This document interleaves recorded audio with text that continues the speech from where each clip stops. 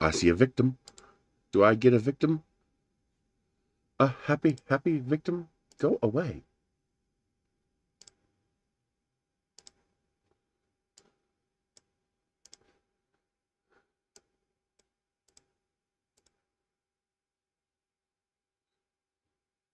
Hello, Andrew Humphrey. Are you ready to be my victim today?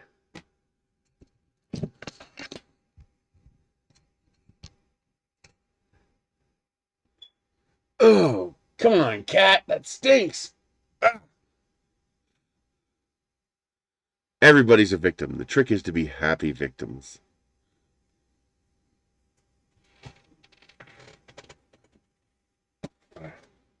Hey, you want to play with this? We go play with that. Oh, God, that stinks. Cat just took a dump for a couple of moments after he does it. Woo!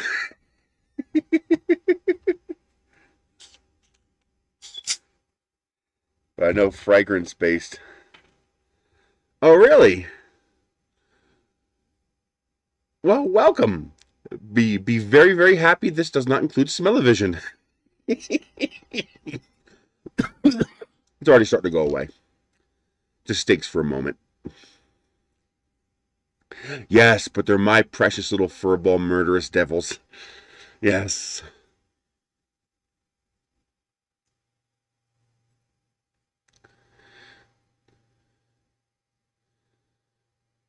I should make a sign that says outside that says beware killer kittens. Never mind, it's already too late for you.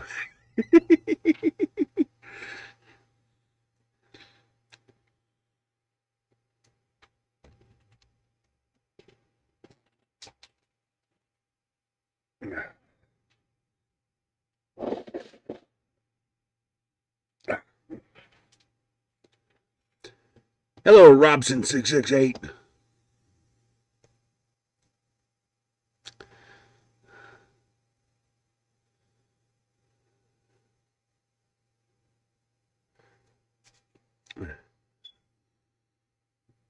Radioactive Scale RC. I like that name. That's cool. I expect to read about you in prison in the news one day. Because, I expect a plutonium powered aircraft at some point.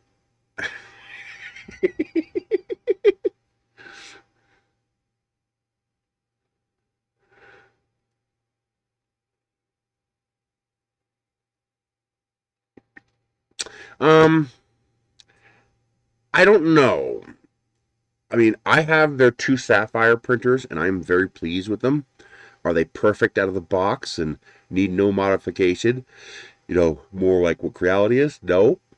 But I very much like my Sapphire Plus. They are one of the few printers that I keep in operation in my bathroom. I have a double Romeo and Juliet bathroom, so I have a lot of counter space there. So I have a lot of my printers in the bathroom. And but I do know that they're not the most perfect company, but I like the printers. So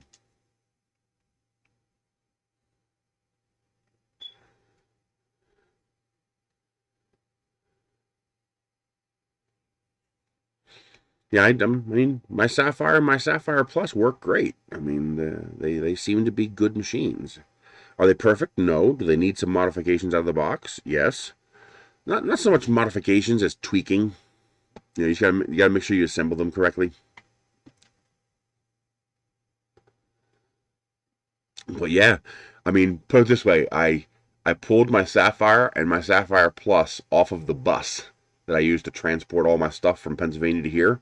Like they survived the trip on the bus, and then they sat in the bus for I don't know what 6 7 months, and then they sat in the cargo container out back for another 6 months, and then I just grabbed them, tossed them on my counter in the bathroom, and hit print, and they just work. I didn't even have to adjust the bed.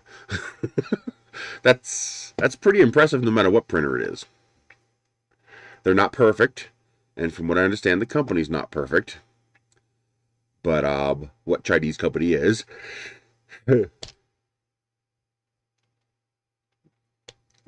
But maybe I got lucky. Maybe I didn't get lemon units. I don't know, but the two machines I got are pretty nice. Now there is a third printer they made. It was a regular Cartesian printer. I did not have as much luck with. No, that was the Two Trees Bluer, I think it was. That was a hot mess. I would avoid that like the hot plague. But maybe they've improved it from now. I know they sent me some replacement parts, and maybe they're including those parts with the printer now when they ship it. I don't know. The Bluer I did not have good luck with, but the Sapphire and the Sapphire Plus I had decent luck with. They worked. Stay. Stop messing with me.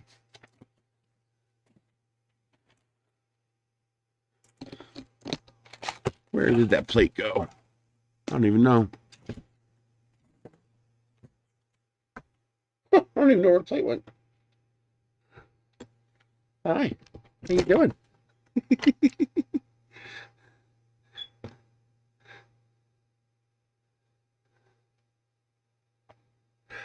I don't know. I don't know what a standard carriage is for linear rails. Hey, Pygar and Andrew. Ragnar. Stan Lee and Ian Halligan.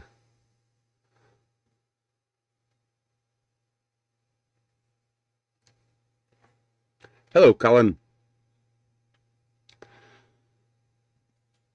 I got some batteries this week for my little trailer hauler thingy that I put together from a mobility scooter. So I got a couple of 20 amp hour lithium iron phosphate batteries. In theory, these should last a decade. And I just gotta hope they put out enough amps, because the next size up is actually the same amp draw, 30 amps. So that should mean I have 65 or 60 amps of capacity, and the scooter shouldn't draw more than 60 amps. So that should work out well, hopefully. Hello, Knack3D. I finally got some nozzles coming in, so I'm going to put a either a 0.8 or a 1.2 millimeter nozzle on my CR30 belt printer. So I want to get started on fixing up this house using that printer. That printer is going to be pivotal in that.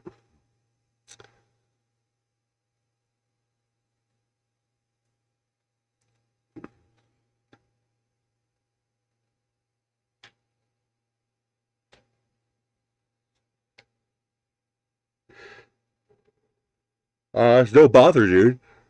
Yeah, stock. Both printers are bone stock. I made no changes to them. Make sure on the Plus, on the X carriage, you have the backing plate that the belt's attached to. And there are 2 slots for the belt to go through. Make sure you attach it to the second inner slot, not the outer slot, even though it looks counterintuitive. Because if you attach it to the outer slot, the excess belt and the zip tie on the outside here hit the sides of the printer and don't allow it to fully home. So you got to put the belt in the second slot and the zip tie through the first slot. It was kind of weird. I didn't realize that. No, I'm getting my second vaccine shot today, baby. Getting my microchip and my built-in 5G. Oh, yeah. I can't wait to see what kind of signal reception I get. Hello, Colin McGlade.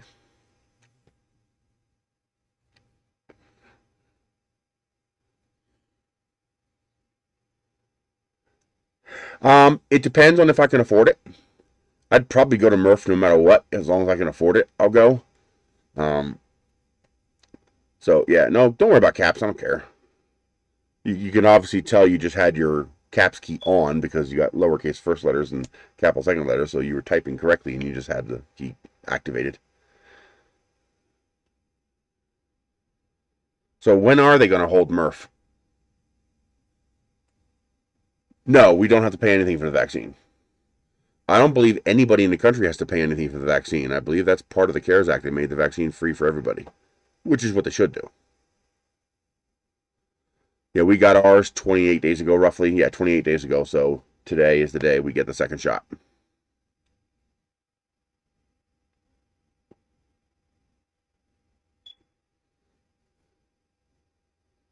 Oh, wow. June 25th to 27th. I guess we'll see. Because, see, the only way I can go to Murph is to fly. So the only way I could do that is if I have enough money and if I share the costs, you know, car rental and hotel with somebody.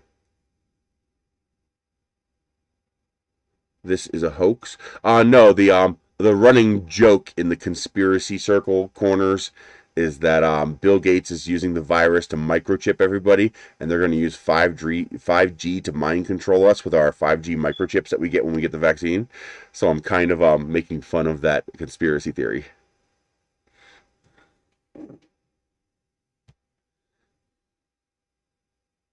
So yes, getting 5G is a hoax. Nobody's getting 5G from a vaccine shot. But if you hear some of the conspiracy circles regarding it, it's kind of funny.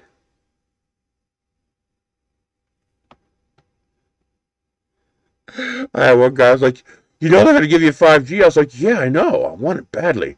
He's like, "Are you crazy?" I was like, "Are you kidding me? Free 5G built in instead of having to pay for a cell phone plan every month? I'll take it."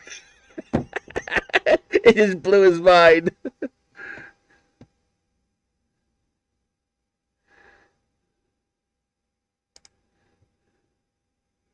Yeah, some people are weird. Oh wow, so they are gonna do it.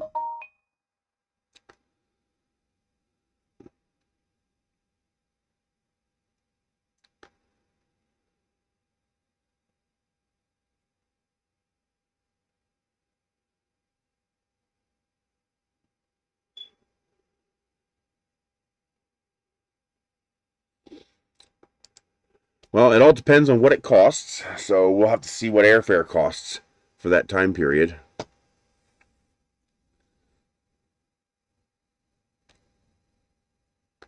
I do. I think I do have local 5G service because I noticed that my phone does connect to 5G locally. So there obviously is. It's sketchy. It'll drop out to 4G a lot of the time, but there apparently is a 5G tower here somewhere.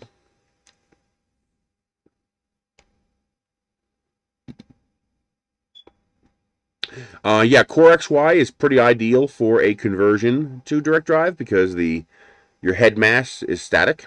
It doesn't change because you're not moving the bed on X and Y. It's one of the advantages of a or flipped Cartesian like an Ender 5 or a Core XY like the Sapphire. It's one of their advantages. Just be careful. You don't want your head to protrude into space necessary for homing. Well, when I bought this house, there are certain criteria that I had when I was looking for a house. I had to have broadband internet, and I do not define wireless or DSL as broadband. To me, that is below broadband. And oh yeah, we're gonna do fine. There's nothing wrong with it. The I had to have either fiber or cable. That was mandatory. And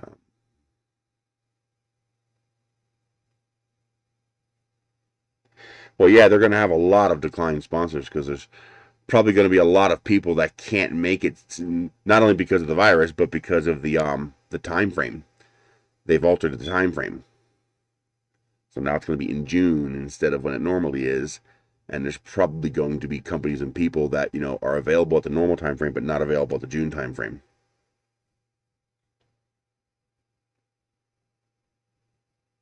Yeah, it kind of makes sense. Although by the end of June, we will be substantially vaccinated in this country.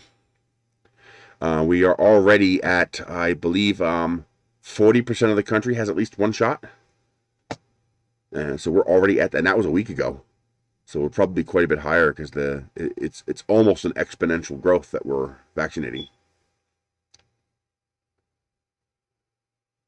So we got to find out who the I Am Legend guy is before we all convert to zombies. We got to eat him first.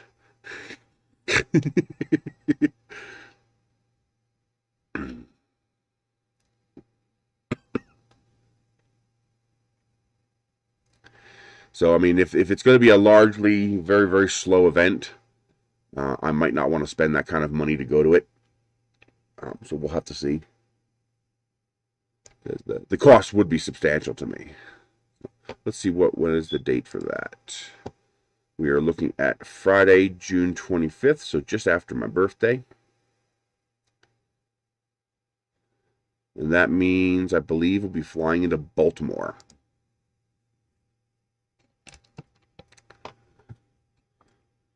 So it'll be Expedia.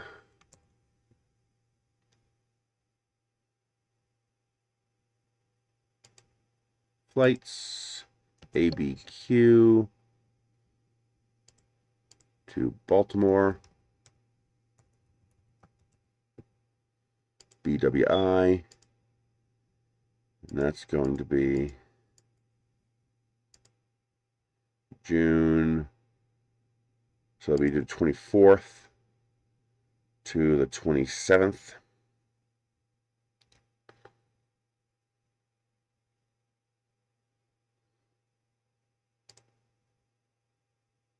Search.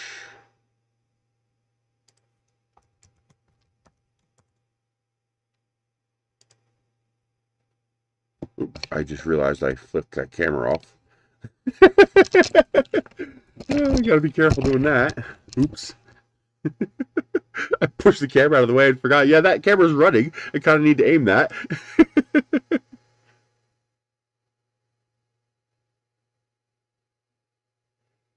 Okay, so looking like about $400 for airfare. But I want Southwest. Maybe Q to BWI. Maybe they won't tell me I need a passport this time. Excuse me? What the hell are you doing?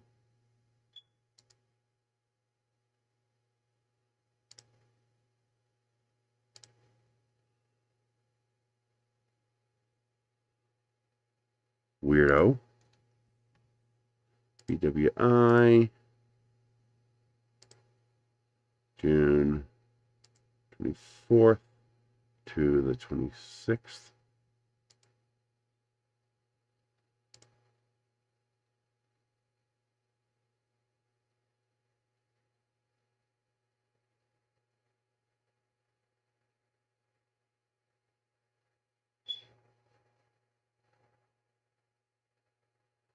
Well, I can get airfare pretty cheap.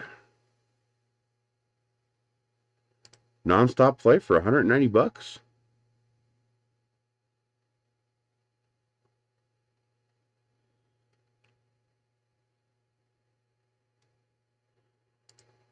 So yeah, it looks like it's gonna be $400. I think that's per way. Yeah, so $380 for airfare.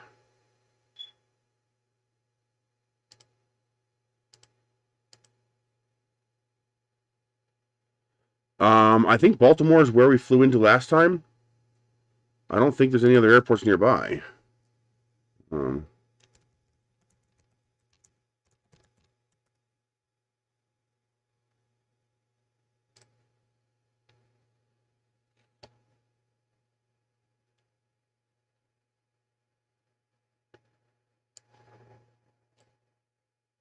Oh, wait a minute. No, I'm doing something wrong. Oh, I'm an idiot. That's for Earth. Okay, I'm dumb. Never mind. Okay, so I'd be flying out of either Chicago or Detroit. Okay, I'm stupid. That was for Earth, I think. So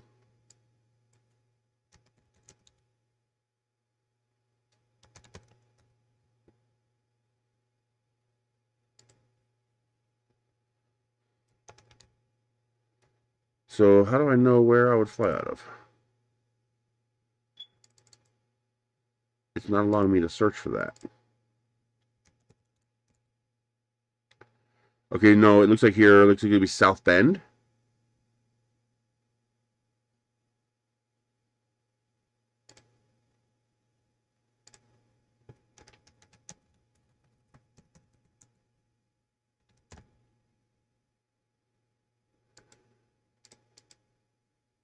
SBN. Okay, so they don't fly out of SBN. Anybody saying anything?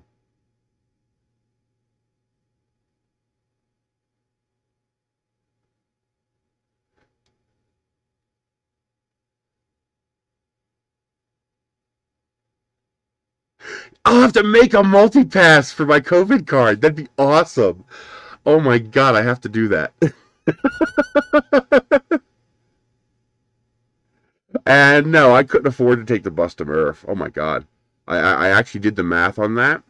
In order for me to take the bus to Murph, I would need $1,200 each way for fuel, and I would need a $5,000 escrow account for any potential breakdown or repair. That would be the only way I could ever take the bus on a trip like that. Just because you imagine breaking down a 40-foot semi-truck. It's basically a semi-truck. So, it's going to have similar costs. You get a flat tire, it's $600.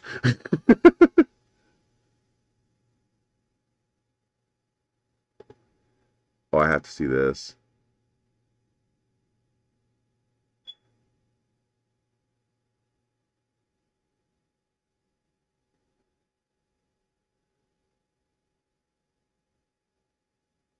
Oh, that's awesome. I'm so downloading that. Although I'll probably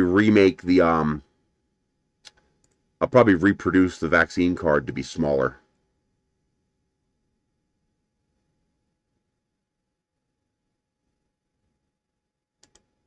Did you crash again? Yes, you crashed again, you slimy piece of crap.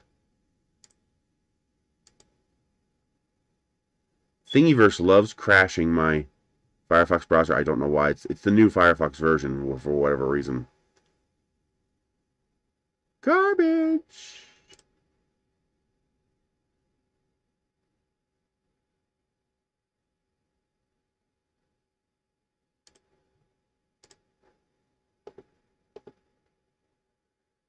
So I guess I'd have to fly out of Chicago. Yeah, Chicago is definitely closer than Cleveland. And South Bend is not a valid destination. Or now, do I fly out of Midway or O'Hare?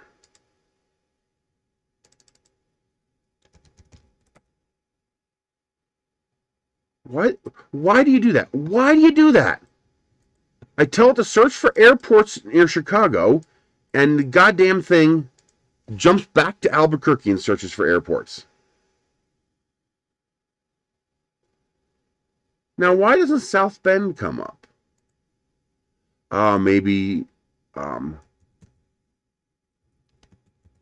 Southwest doesn't fly out of South Bend.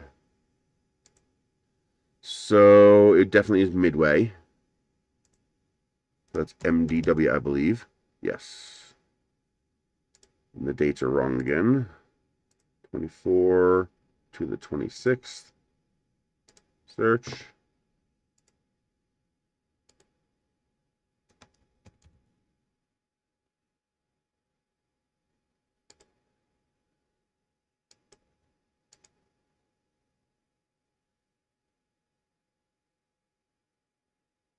It's actually cheaper.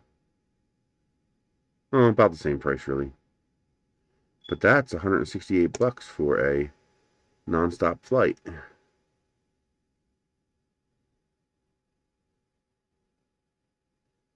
I could do this, but I would have to sit at the airport until 9 o'clock at night, and that'd be kind of annoying. This one here is only $9 more. Change planes at Dallas.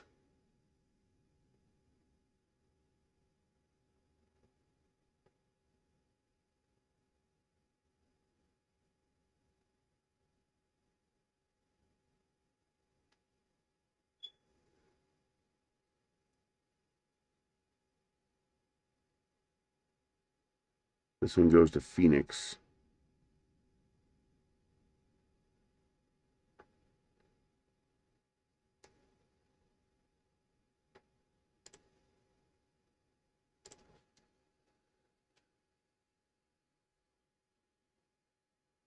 So $350. I could afford that. As long as I could share the room and whatnot with somebody, I could afford that. I could also go to Fort Wayne.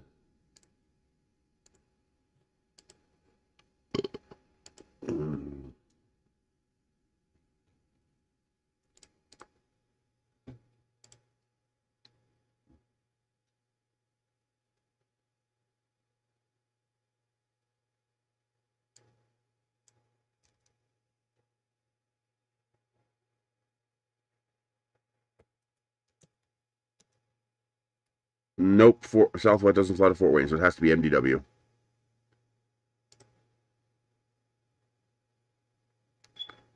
Yeah. Am I buying Coinbase? No.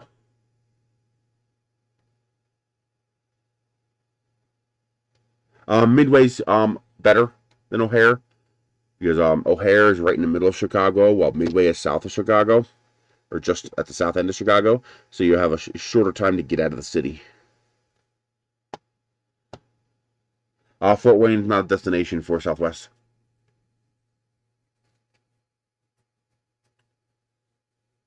Yeah, so we need a rental car.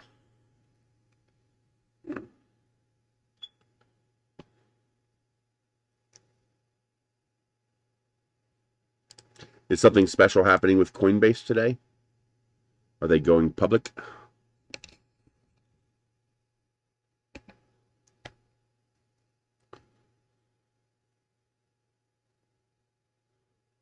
Yeah, I'm getting my vaccine shot today, baby.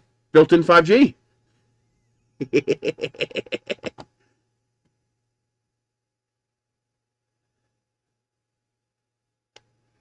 Yeah, but you got a short bus and you're a lot closer. So actually, let's do the math on that. Now that I actually know how many miles per gallon the thing gets. So, let's see. Go away. Directions. Home. To Goshen, Indiana. That is a 20 hours, 48 minutes. So that's a 2-day drive. That's not too bad. 1,393 miles. So 1393 divided by 6. That's not what I want. Why isn't this working? That's 232 gallons times 2, 464. So let's call it 500 gallons times 3. So the whole trip, round trip, actually, would be $1,500 in fuel. Although probably better to go this way. Yeah, same distance, really. Through Indiana instead of going up in Illinois. I don't want to drive a bus through Chicago. So,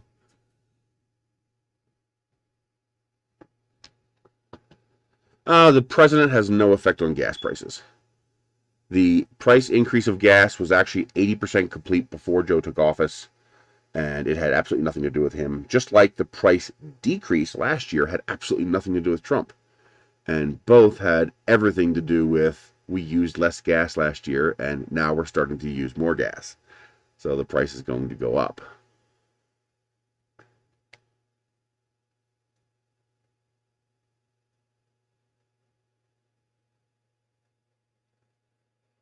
So it would take $1,500 in fuel for the round trip on a bus. And of course, there would be at least 2 hotel nights in that trip because I could safely drive 10 hours a day, 10 and a half hours a day, roughly. And then I have to stop and get a hotel for 2 nights each way. No, 1 night each way, because the second night I would arrive at destination. So it actually wouldn't be that bad. I would probably need $2,000 working capital for the round trip. And then I would also need a sponsor for the escrow for repairs. I would not want to risk driving something like that to an event like that and have it break down. You know, if I have the thing filled with, $50,000 in equipment, you don't want to just say, okay, bye bus. Theoretically, yes, but that's assuming I haven't converted that far. That's also if Murph was a regular time, meaning where I just needed a little bit of heat for at night. In end of June, you need air conditioning, and that gets much more expensive.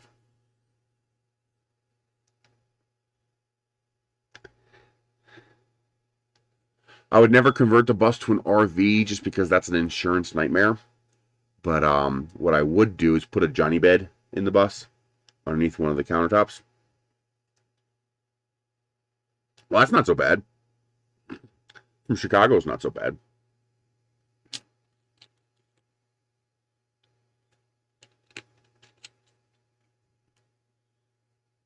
But people underestimate how much power you need to do something like that. Like solar panels, no big deal. Cover the roof in solar panels.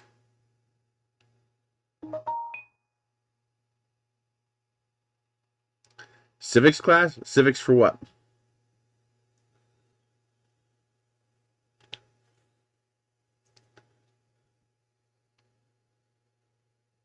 Just a bill. I don't get it. Don't need that. I don't need all this. I'll see what that says.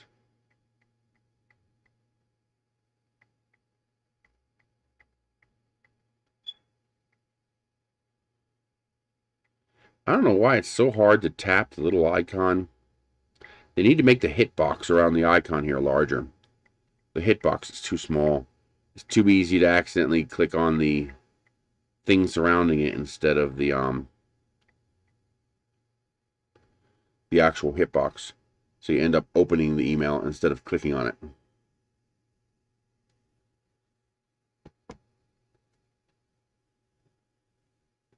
Ah, okay.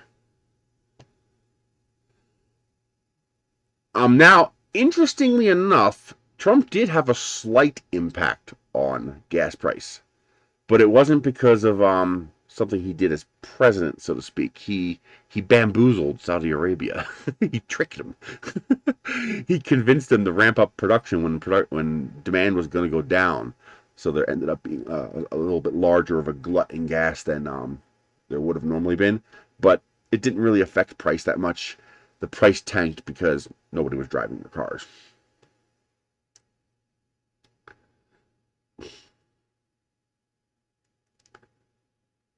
What have I been printing lately? I've been trying to print that Wall Street Bets print, and it's been annoying. And the resin printer just doesn't want to print it for some reason. Keeps failing on me. I gotta re-level the bed. I have a feeling the set screw came a little bit loose, and the bed is not quite sitting straight. I have not flown one yet. I still have half of it right here, and this was never supposed to fly. This was just to see how the print would come out. So that is that half. It's really heavy. Because the way I had to do it was to give it 2 walls to give it some structure. Then this you just cut out. You know, this would just so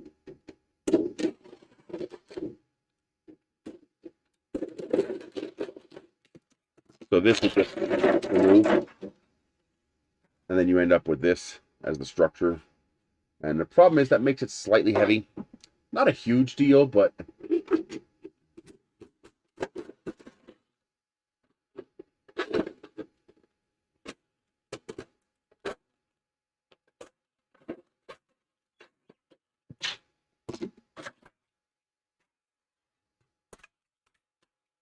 there we go. So that would be the inside of the rocket. And 2 of them glue them together. Yes, I actually did get the invitation to get Starlink. The problem is COVID carrier. The problem is that it's $100 a month. I mean, it's $700 in equipment, which is not that big a deal. Well, it is a big deal for me, but for an infrastructure thing, it's not the end of the world. You only have to buy it once. But the $100 a month hurts. because that's the same as I'm paying for a gigabit from Comcast, so why would I switch? Now, if I could switch and tell Comcast to, go screw themselves and pay less money, I would do it. But at $100 a month, for me, it just doesn't financially make sense.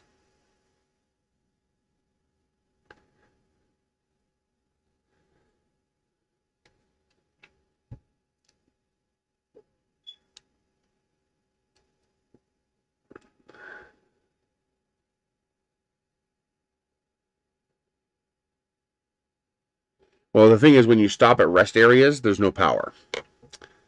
So, for example, if I want to run a little window air, a little 5,000 BTU air conditioner, it takes about 450 watt hours to run. Probably less than that on average. Let's call it 400 watts. So you need 10 hours of runtime. So 400 times 10 is 4 kilowatts. So you need 4 kilowatt hours of capacity to run the air conditioner on battery power. That's a lot of capacity. A 100 amp hour lithium iron phosphate battery, so 100 times 13 is only 1,300 kilowatt hours. So you need at least 3 of those.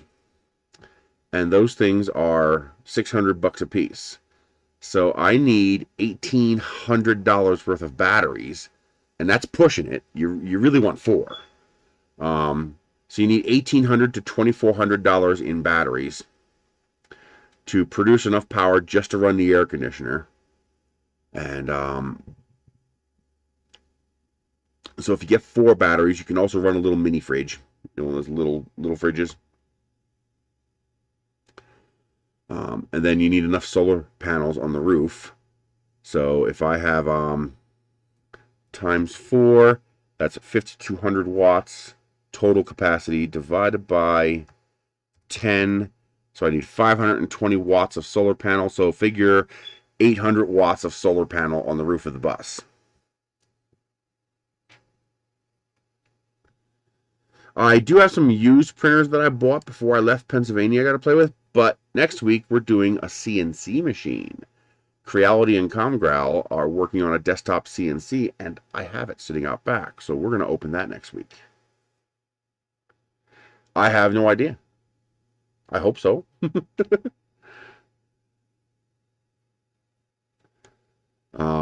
So I basically need a 1 kilowatt solar array to probably more to reliably be able to run the AC during the day, the fridge during the day, and to be able to fully recharge the battery pack enough.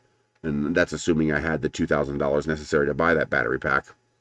I'm hoping maybe I can get sponsored for the battery pack after I start building the bus. I have to have a tangible finish date before I can start asking for sponsorships for things like that. I can't just tell people sometime in the next 5 years. No, that just wouldn't work. But once I actually seriously start working on it, I can start, poking people. But if I can get a sponsor for the batteries, that would help, because I would need 4 100 amp hour lithium iron phosphate batteries. They only send you belt printers? Oh, that's not such a bad thing.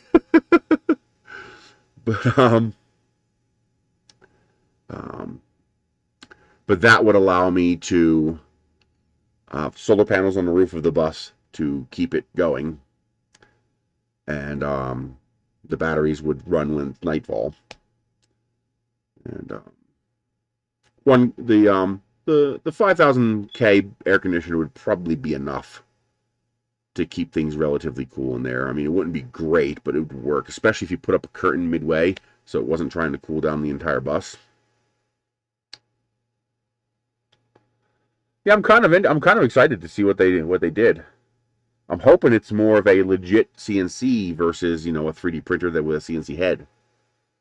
Because I would like to be able to do like brass and aluminum. I have no idea if it's capable of that. 1.21 gigawatts is enough for time travel, baby. That's plenty.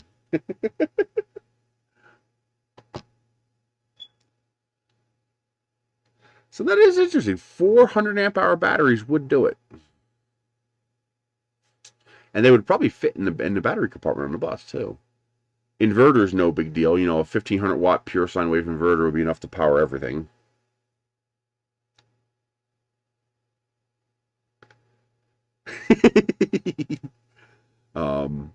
That would also be enough power to run some equipment in the bus. Oh, that'll easily do 88.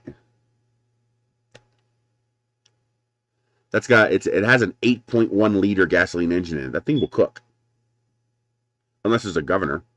Oh yeah, I'm pretty sure I got close to 80. I know I was doing like 70, 75. You know, when the speed limit was that. I mean, that thing cooks.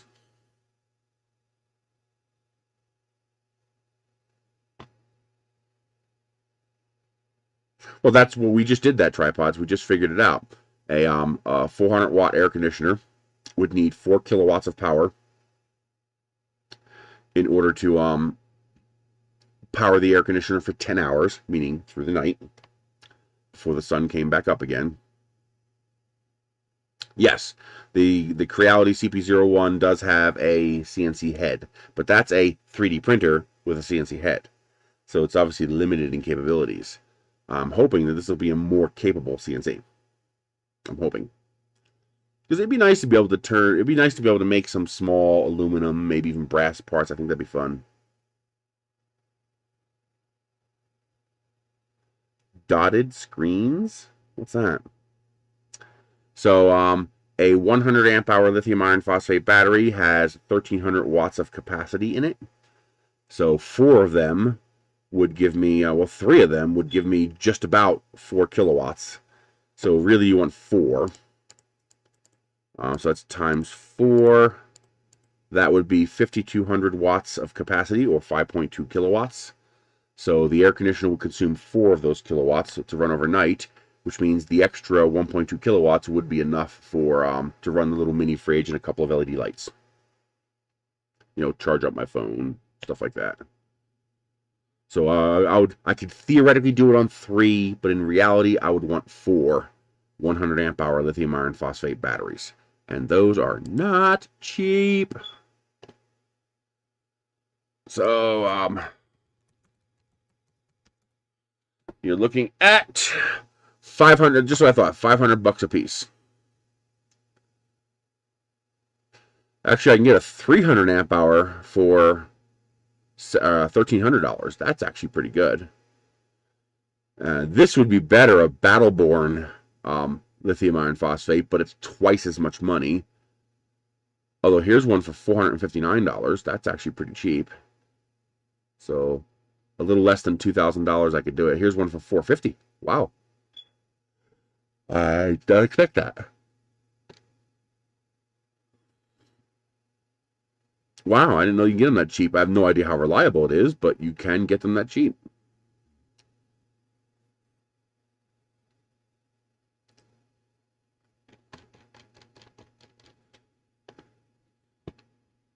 Now, ideally, dropping... well, the thing about Battleborn is they have a warranty.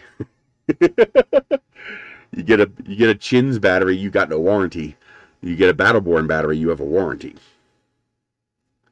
And that is a pretty big deal. Especially if they decided to sponsor it, then I won't have to pay for it. Let's see, what is the warranty on that? Yeah, 10-year warranty. So, you know, if you have to replace one battery, that just paid for that warranty. So, but yeah, ideally drop 2 300 amp hour 12 volt lithium iron phosphate batteries in there. That means you'd be running a 24 volt 600 amp hour system. That would be ideal. So 24 times 300, that's 7,200 watt hours.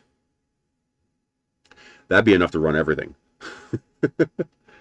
And the bus certainly has enough space on top for solar panels. That's one of the smoke detectors in the 3rd bedroom. I have to change that today. I put the smoke detector up at the top of the wall where I can reach, but now I put 2 shelving units there with food on it. You know, I put a bunch of my dry food in there. And now I can't reach the smoke detector anymore. And there's not enough space to set up a ladder for me to step on a ladder to get up there, because the beds are right there. It's a very small room. I'm actually going to be changing that fundamentally this week, actually. Last week I was sick as a dog. I just felt like shit.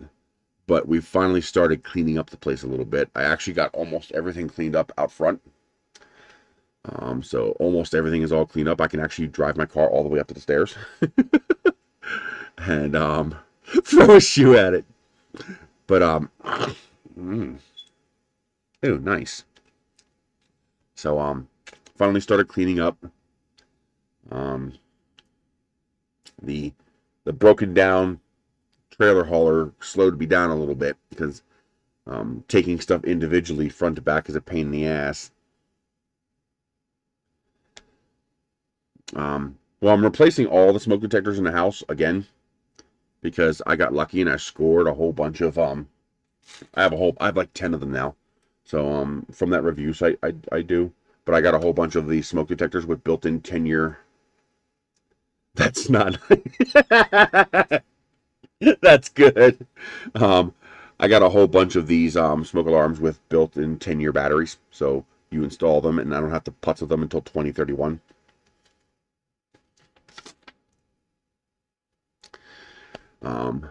I just actually scored last night another 3-pack of Xsense multi detectors. So they do smoke and well, a lot of them are combined units, and some of them are just smoke. Like that one's just smoke, I believe. No, wait a minute, is this combined or is this smoke? Single station smoke.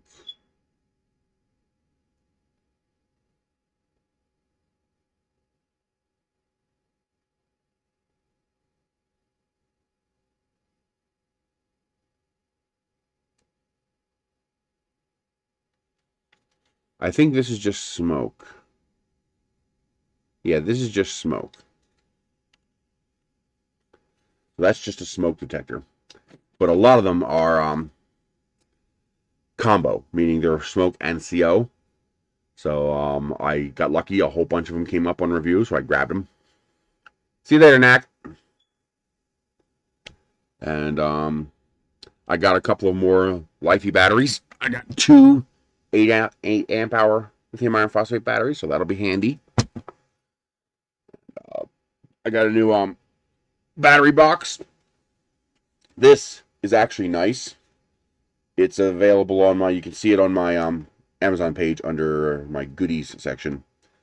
But this one is lithium iron phosphate, so it shouldn't puke up its guts like the rest of them do.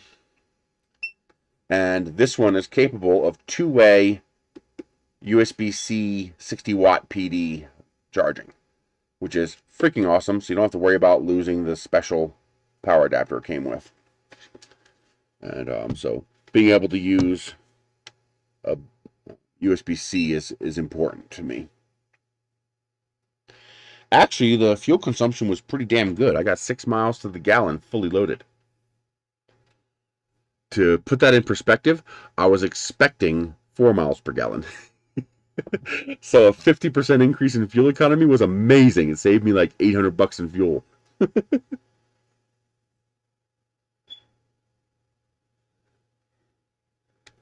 So the fuel consumption really wasn't that bad when you take it into perspective. That was a gas. Well, it is a 16,000-pound, 40-foot long school bus with an 8-liter gasoline engine. Yeah, it's a brick. Oh, yeah, this is just ready to go.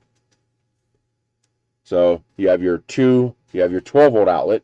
You also get an adapter to convert another one of these into a 12-volt outlet. Here's your input for AC, DC, or solar. It can accept up to a 22-volt solar input at 60 watts. You have 2 QC 3.0 ports, a 30-watt C port, and a 60-watt C port. And then you have 2 AC outlets, 300 watts total. So not too much AC power, but it'll run your chargers and fans and stuff like that. And that's $200. It's actually surprisingly cheap, and it's lithium iron phosphate, so it should last 10 plus years. Let me see if I can get you a link. Orders. Battery. Battery. Did you crash again? Yes, you did, you filthy slime bag. Firefox loves crashing. It just has a hard-on for crashing.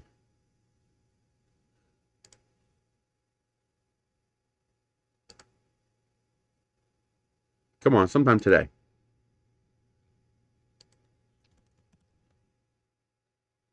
Close that, and close that. Here we go. Oh, looks like the coupon may have ended. You guys will have to check. Maybe it's just not showing me the coupon because I already bought it. But there might not be a coupon anymore.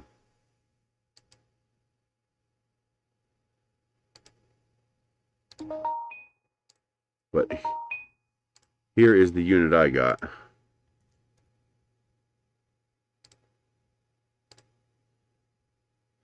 Yes, my Sony TV has arrived, and it's broken.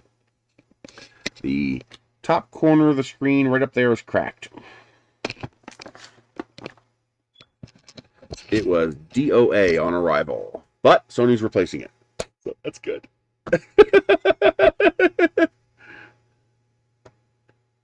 Actually, Firefox has been surprisingly stable until this latest version. This latest version, for some reason, is unstable.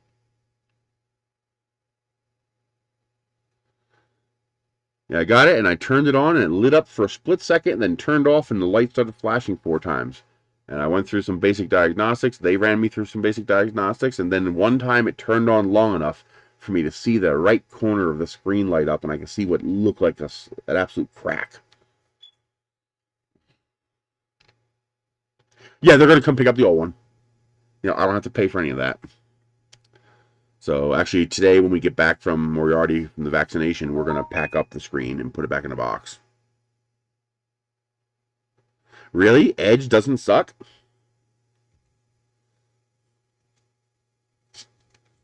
So I'm just happy they're replacing it because they could have told me to go pound sand because I didn't pay nothing for it. So I'm just thrilled they're replacing it. Oh, really? So why don't you just run Chromium? And avoid the Microsoft virus. See, I have Chrome, but I'm not thrilled by Chrome. I mean, just... I guess I like my plugins in Firefox.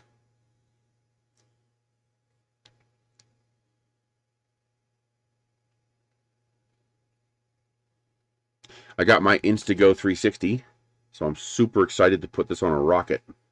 So this is a 1440p camera. That little tiny thing captures amazing video. So I can't wait to stuff this on a rocket.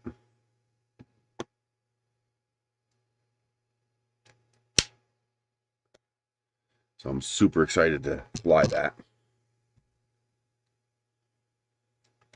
I'm hoping to fly my big rocket that I haven't flown in 10 years.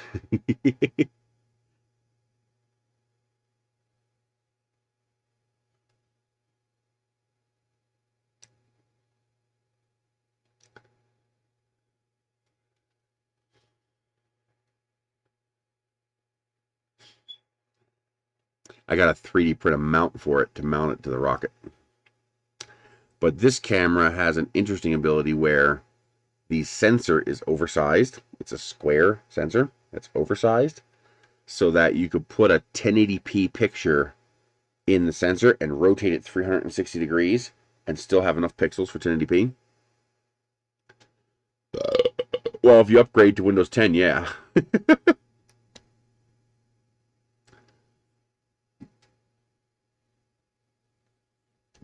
But so basically I can eliminate the rotation of the rocket in post, which is really cool.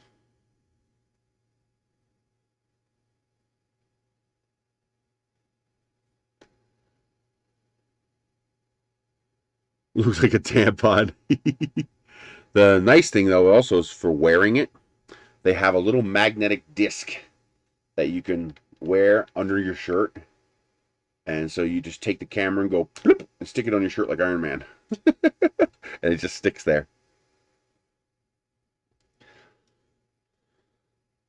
Where is the box? I can show you if I can find the box. That's not it. Is that it? No. I actually don't know where the box is. It's in the box. Yeah, I gotta find the box.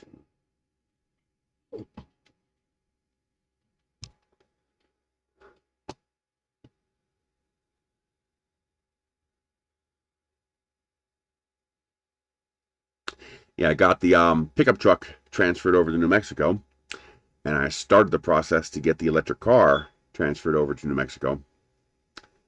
And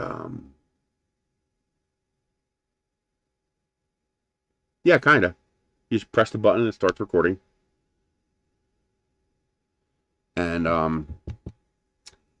I can't transfer the minivan yet because I seem to have lost the title. That sucks because that means I got to pay the state of Pennsylvania $54 for a replacement title just to then hand that title over to New Mexico and transfer it here. So that kind of sucks. And, but yeah, what are you going to do?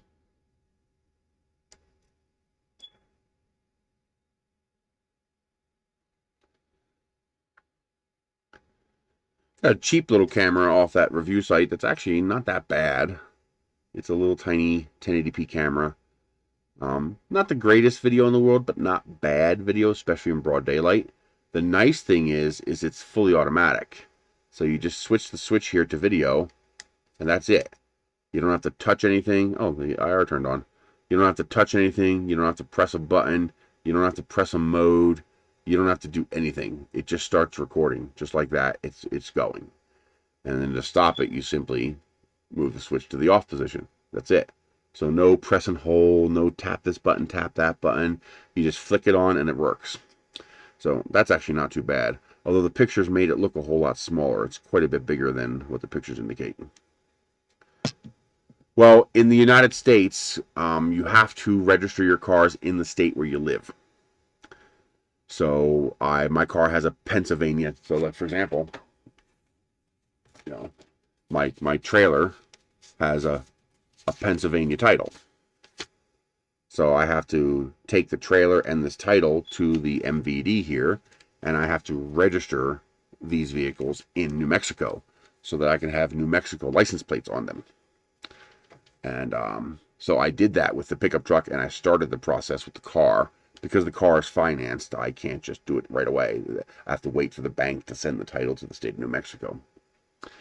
And then, well, because I lost the title for the minivan, I have to order a replacement title for the minivan. Yeah, New Mexico is a state in the United States. Not Mexico the country, New Mexico the state. Right between Arizona and Texas.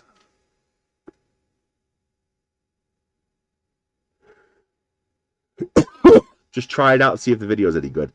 A lot of these cheap cameras are actually VGA resolution cameras, and they use software interpolation to output 1080p video, so it looks like absolute garbage.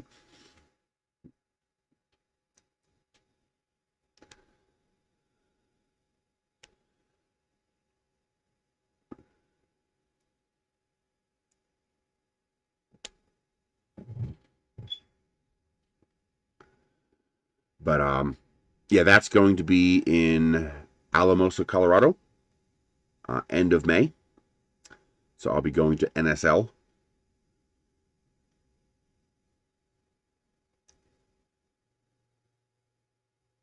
Ooh.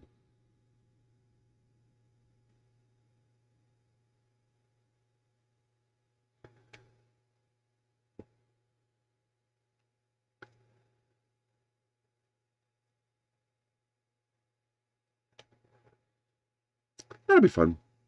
I gotta get some of my 3D printed rockets out, and I have a bunch of them printed, but none of them are flight ready, meaning they don't have the other bits inside to allow you to actually put a parachute and an engine in them. So especially the hexagon one, I want to get that flying because that just looks cool.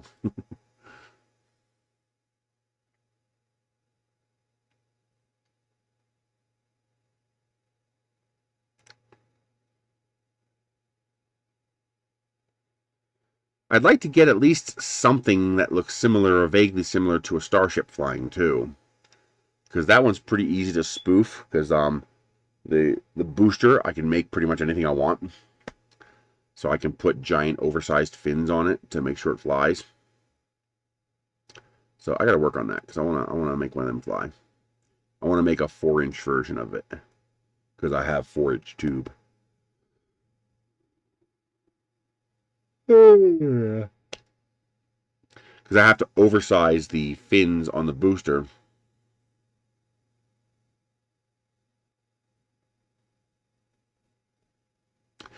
Well, the UK is basically the equivalent of a state here in the US as far as size, as far as how big it is. Remember, I am 2,000 miles away from where I was before. So it's almost like going to a different country. You know, logistically, it's like going to a different country, except you don't need a passport. So I had to get a new driver's license for the New Mexico and whatnot. The bad luck for me was that I moved here. Actually, good luck. I moved here just before the pandemic, so I had to establish residency, which takes 6 months. The problem is, by the time 6 months passed, we were in the pandemic. Because I officially moved in September. So October, November, December, January, February, March. We were in the middle of the pandemic when the 6 months passed, so I couldn't transfer anything over because the DMV was closed.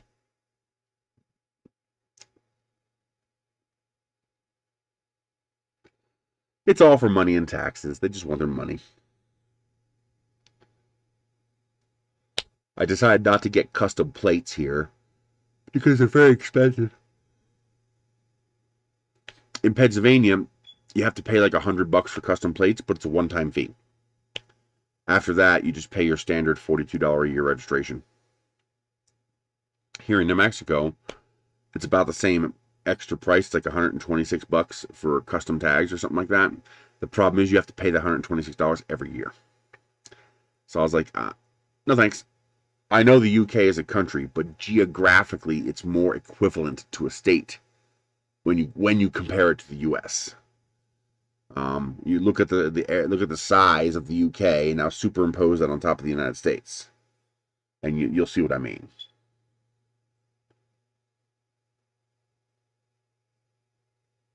We also have counties.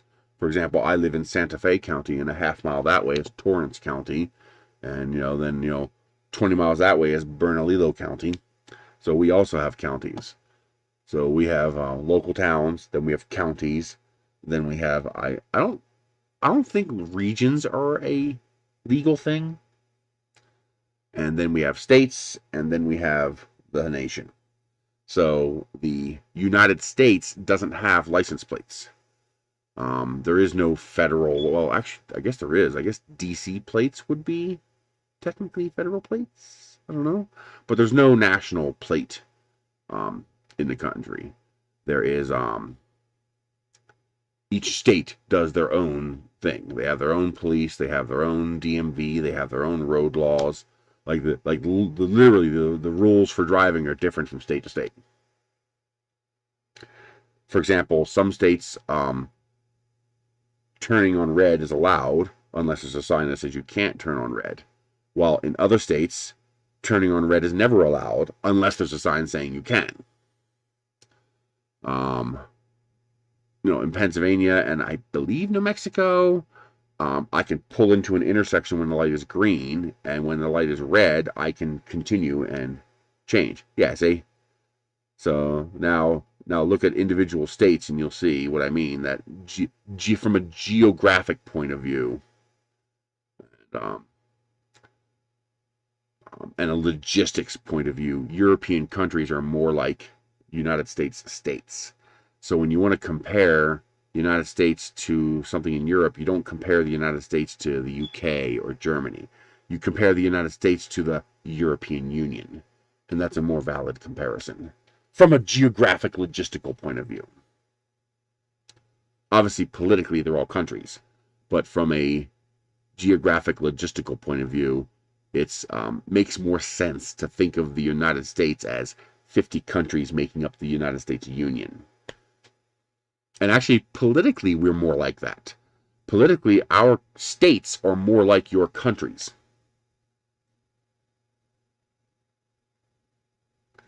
Yeah, that would be the equivalent of our Santa Fe County, Bernalillo County, Torrance County, Sandoval County. That would be the equivalent of that.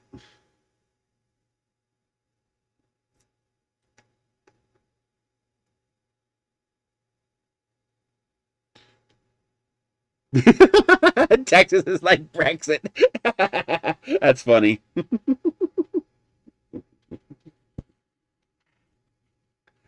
I always found it fascinating that this country was literally founded upon us seceding from Britain.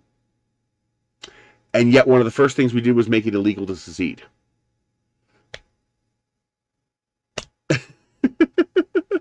If a state wants to leave, let them leave. And if they can survive on their own, great.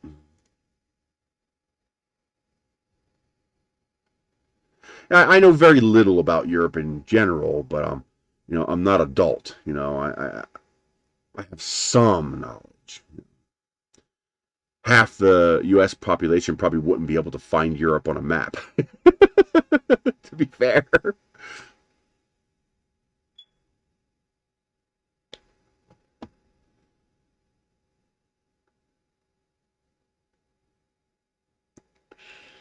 I just hope they get their power grid fixed so people don't have to go through that again.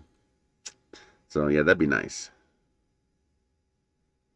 That is the one thing that I agree with that Democrats are doing, is that they're spending on infrastructure, and we need to spend on infrastructure. I mean, we desperately. This country is so backwards as far as infrastructure spending. I mean, it's like we built a country and then we glided on the back of that creation, and nobody wants to maintain it or fix it because it costs so much money, and we're too busy stuffing all of our money into the pockets of the 1%, and we don't want to spend any money because infrastructure is expensive. I mean, you're talking about a 10 million square kilometer area of the earth, and you want to maintain and upgrade it. Everything we have is old. Everything we have is antiquated. Everything we have is our electric grid was built in the 40s and 50s, and it was designed for a 50-year life. So we're already 20 or 30 years past the projected lifespan of the electric grid. And we're not putting any money into it because we don't want to spend the money. We want to make it the next person's problem, the next person's problem, the next person's problem. Well, how'd that feel, Texas? How'd that make it the next person's problem feel this past winter? Didn't feel too good, did it? But yeah, just Band-Aids.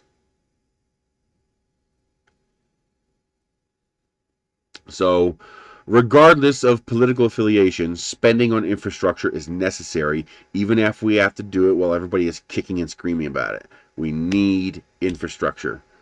I mean, look at what China's doing. Well, what's China doing with the hundreds of billions of dollars they're taking from us every year? Because we're buying all of our stuff from China. They're doing exactly what they should be, regardless if you agree with their political infrastructure. They're doing exactly what they should be doing. They know a collapse is coming. It's going to happen. We're going to collapse. I mean, with the way our politics is going in this country, oh yeah, there's going to be a nasty collapse. And people say, well, it's all China's fault. Well, no, you don't understand. The relationship between the U.S. and China is, how do you describe that? It's symbiotic parasitic. So we're parasites on each other.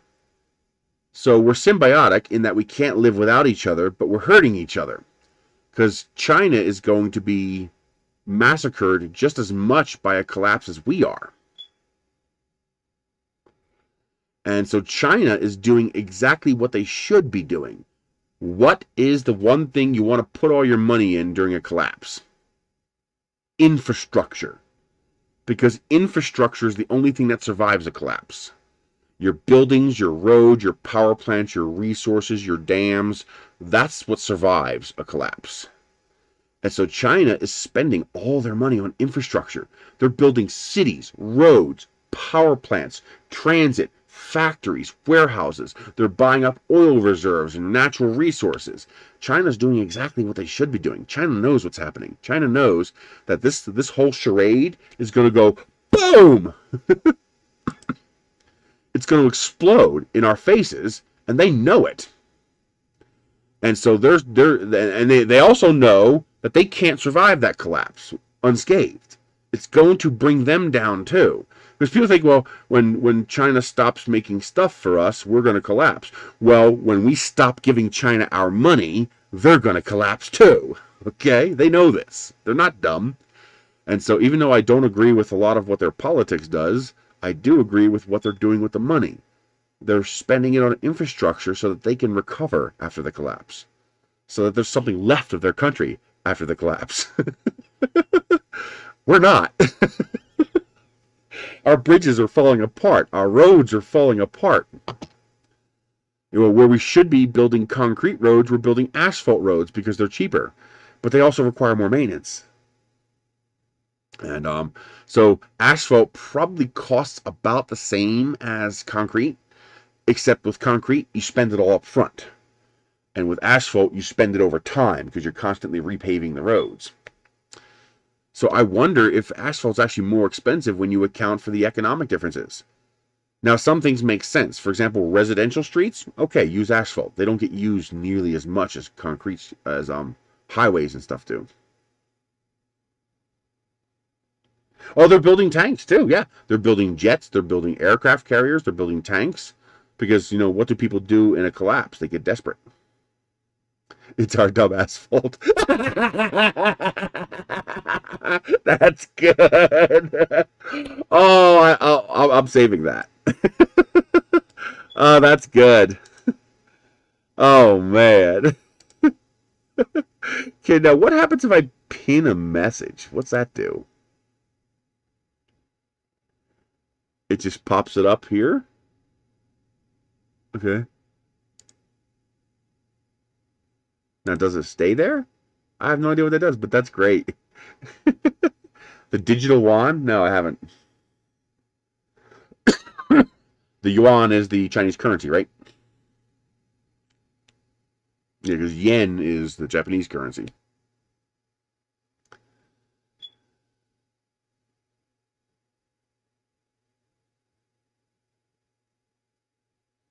Yeah, for real. Plus, they can just hole up in their communities. Yeah, remember who comes out on top after a collapse? Whoever owns everything. And who owns everything? Well, first of all, what can you actually own? The only thing that's actually worth anything is property. And the rich own all the property. I mean, well, I own my house. No, you don't. You don't own your house. You think you own your house, but you don't. Well, once again, why did I leave Pennsylvania? That's right, $8,500 a year in property taxes. So, who owned my house in Pennsylvania? Well, Bristol Township owned my house. Bucks County owned my house, not me. I was a tenant. I paid rent. My rent was $8,500 a year.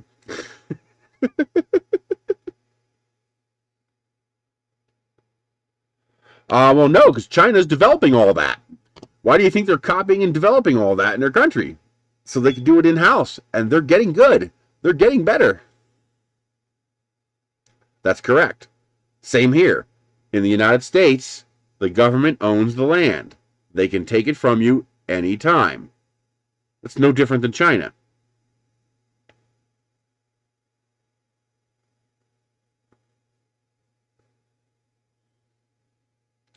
There's no about it. They're going to get it. They're going to copy it.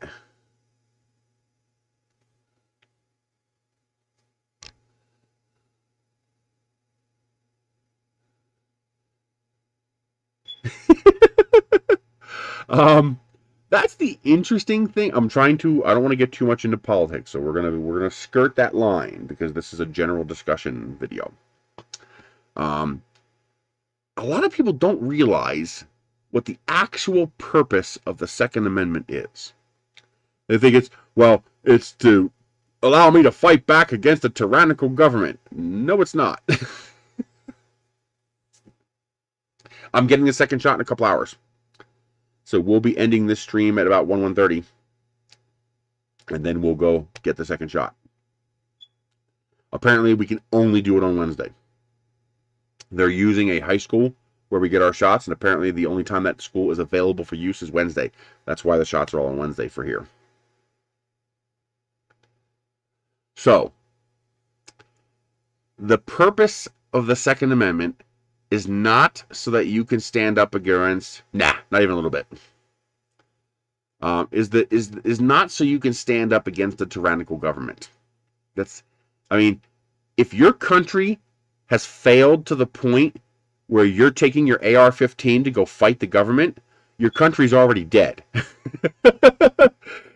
If the people are standing up with their weapons against the government, the country has already failed. You're in revolution, okay? Which means there's no constitution anymore, there's no law anymore. It is so you can use shirts without sleeves. I don't get that. Oh, that's why I'm wearing a short sleeve, so make it easy for them to give me the shot. But the purpose of the Second Amendment is not even about using guns. That's not even why it's there. Okay, a good way of thinking about this.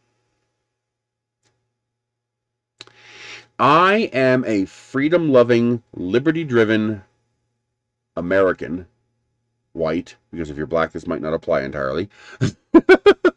And I'm walking down the street. The Second Amendment says the right of the people to keep and bear arms shall not be infringed, and that the people have the right to form a militia.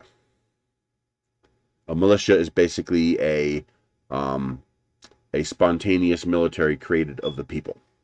So a whole bunch of us get together and say, okay, let's fight against whatever enemy is, coming against us.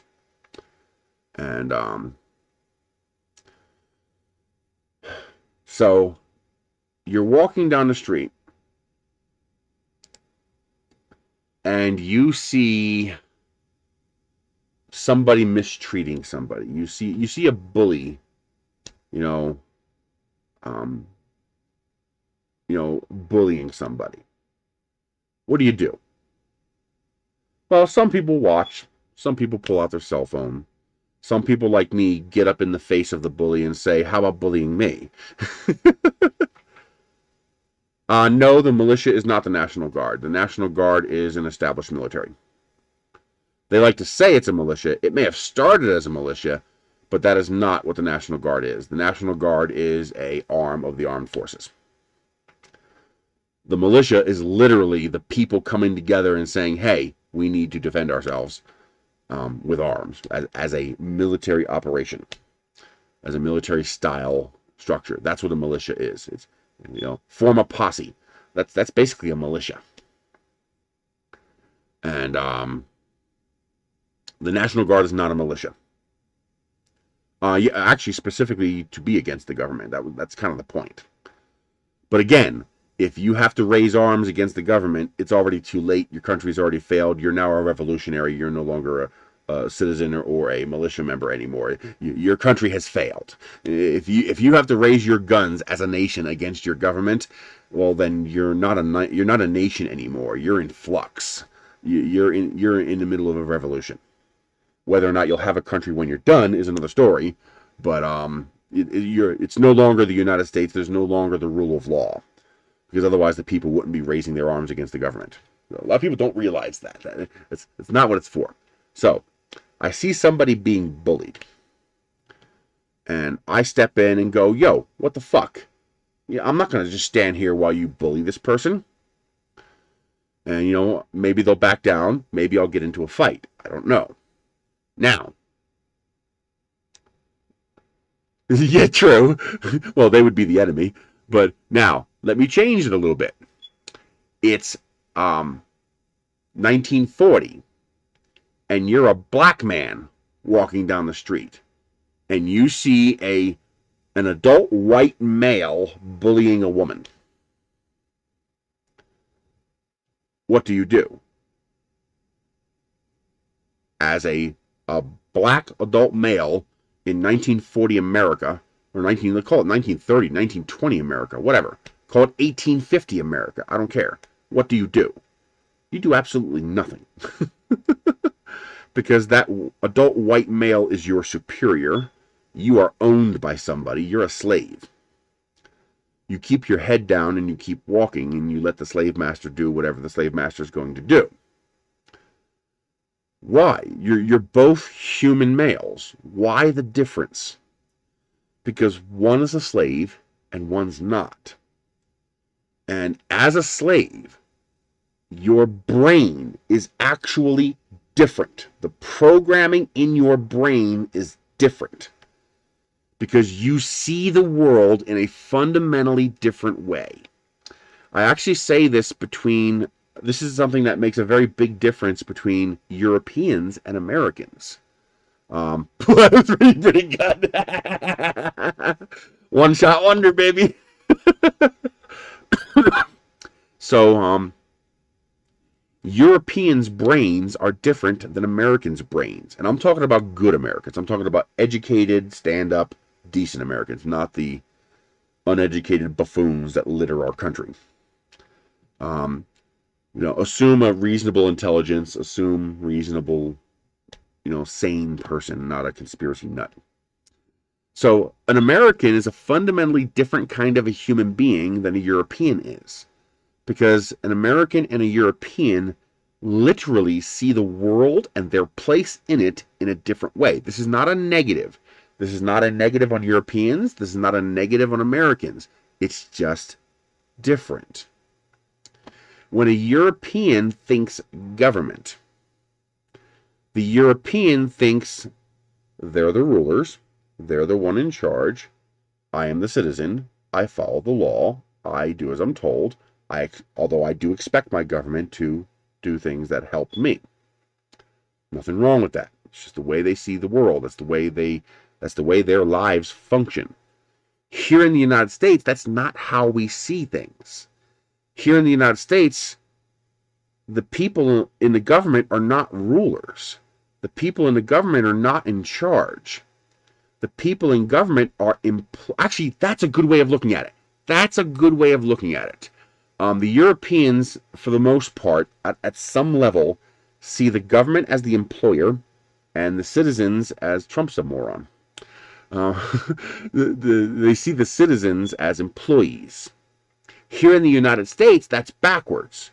Here in the United States, the people are the employers. We are the managers and the employers and the ones who make the rules and the ones who are in charge. The government is the employees. The government is put there. Yes, but they're in charge. They make the rules. You follow the rules. Now, you expect those rules to be pro-people, but they are still rules that you expect to follow because they are the authority. They are the ones in charge. Here, we're in charge, and the government is supposed to do what we say.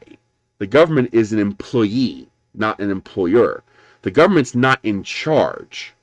The government doesn't make the rules. The government doesn't run things. The government is a representative. They are supposed to represent us. They don't anymore. They've stopped representing us, 100 years ago. And that creates a fundamental difference in the way your brain works. Not good or bad. It's not a good or bad thing. Hey, the Europeans are doing just fine. They're doing better than we are. So there's something to be said for the way they do things. They're doing a pretty good job as far as I can tell. I mean, maybe it's not as good from your guys' perspective. But from my perspective, Europe seems to be doing okay. I mean, you guys seem to be doing just fine. While over here, it's a hot mess. And Well, see, that's the thing, though. We're not a democracy. In fact, the problem we're running into is that we're trying to be a democracy, and we're not. Democracies are bad. Most people don't realize how bad democracies are. Democracies are basically mob rule.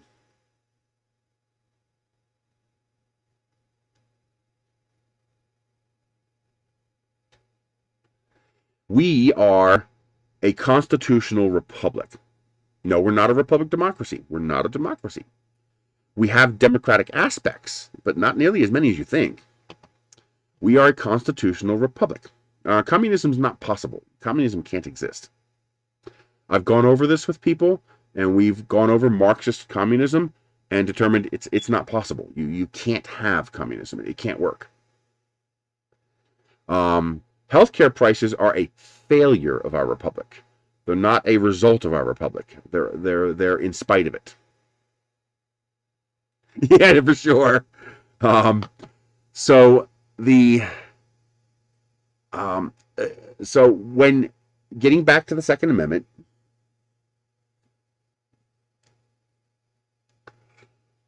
well, I think you guys were partially manipulated in that regard.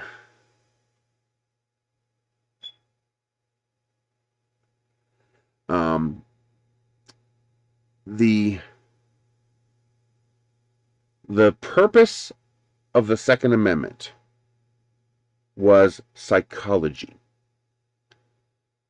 Yeah, exactly. Legal corruption. You're 100% spot on. It's not even, actually, I can't even call it legal corruption anymore. The system is so corrupt, it's unrecognizable. It's a clown show. Although, there is pushback. New York City abolished qualified immunity. New York City, of all places. And from what I understand, Colorado has limited qualified immunity, and New Mexico just put hard restrictions on qualified immunity. I never would have guessed if you'd have asked me 2 months ago, what do you think is going to happen with qualified immunity? I would have told you absolutely nothing. I would have told you absolutely nothing. Nothing's going to happen. And yet, they're doing it. I'm impressed. I did not expect that.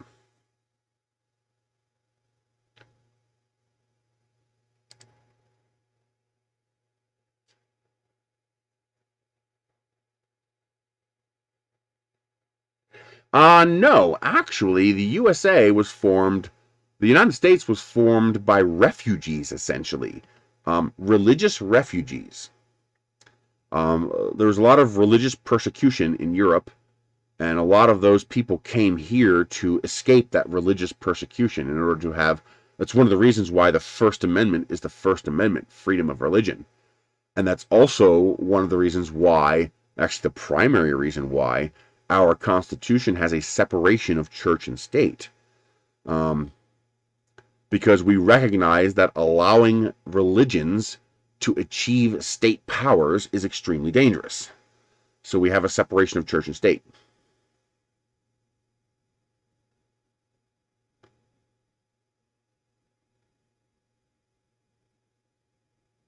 Actually, initially it worked out great. We are the most powerful nation on this goddamn planet. I'd say it worked out pretty good. and now we're collapsing under our own greed.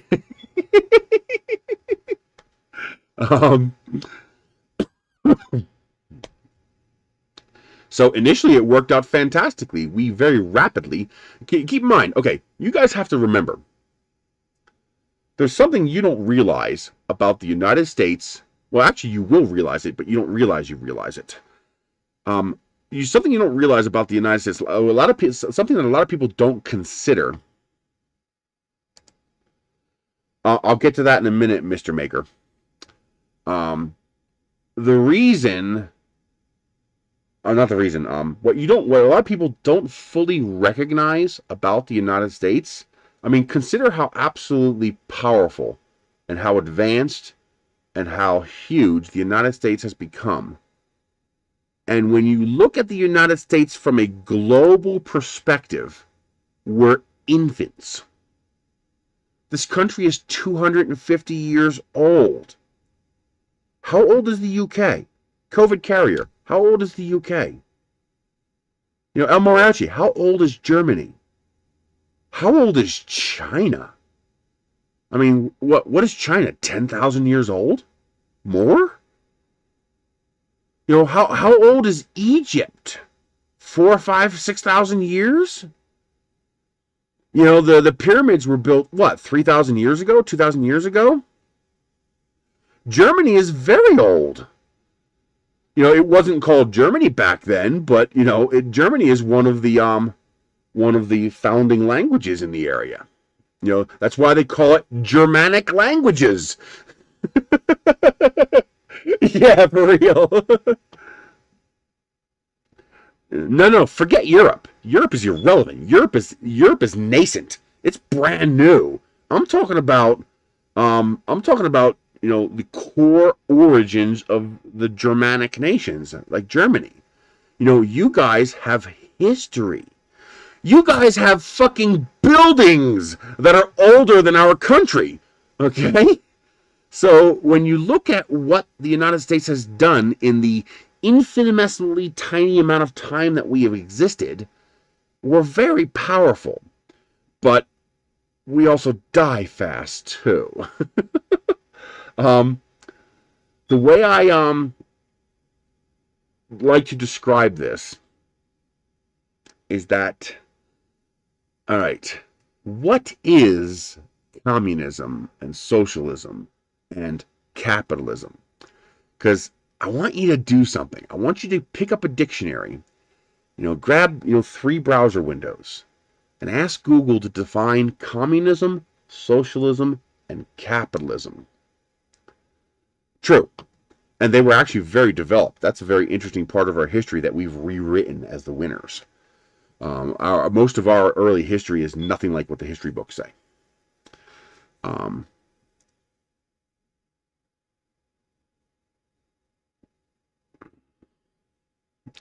So it's interesting when you look at those 3 words. When you look at communism, socialism, and capitalism.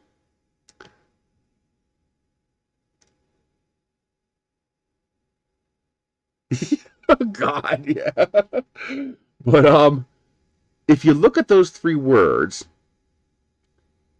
you know, when I was getting into this topic with people, you know, something confused me. You know, I thought I typed in something wrong because I kept getting the same definition. And this, a lot of people might not like this, but let me do this here.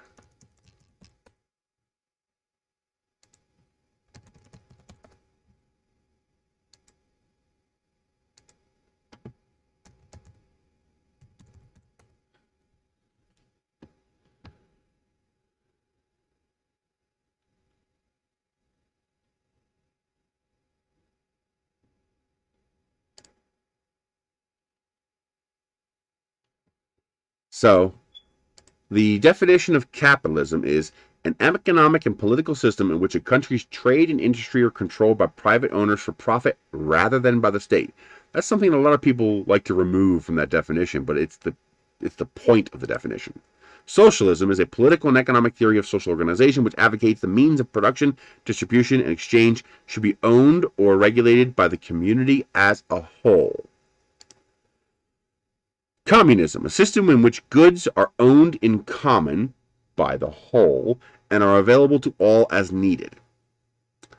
A theory advocating elimination of private property, and Marxist socialism and Marxist Leninism, the other definitions. So, if you look at the 3 definitions of those words, they're all the same. Communism, socialism, and capitalism aren't really different from each other. They're all basically the same thing. You could damn near call them synonyms. You could almost call communism, socialism, and capitalism synonyms. Yes, they are. There's very small differences between I just read the definitions for you. There's very small differences between them. In fact, communism and socialism are virtually identical. It also assumes humans have no will, have no free thought. That's why communism can't exist. once you go deep into it.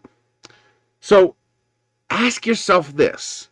What is communism, socialism, and capitalism? What's the point? What are they?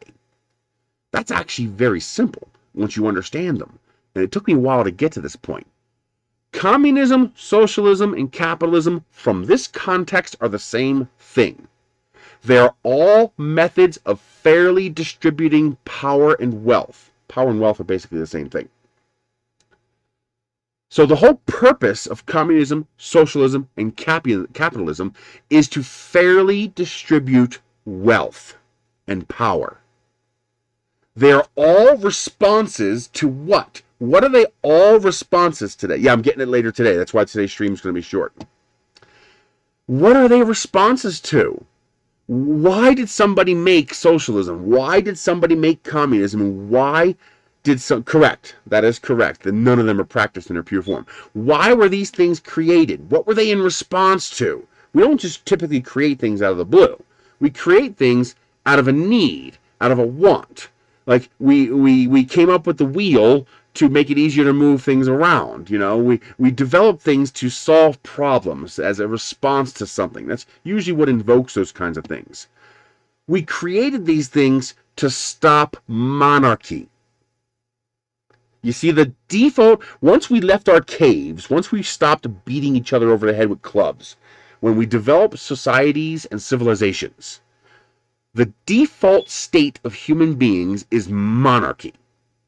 And when I say monarchy, I mean a point source ruler system.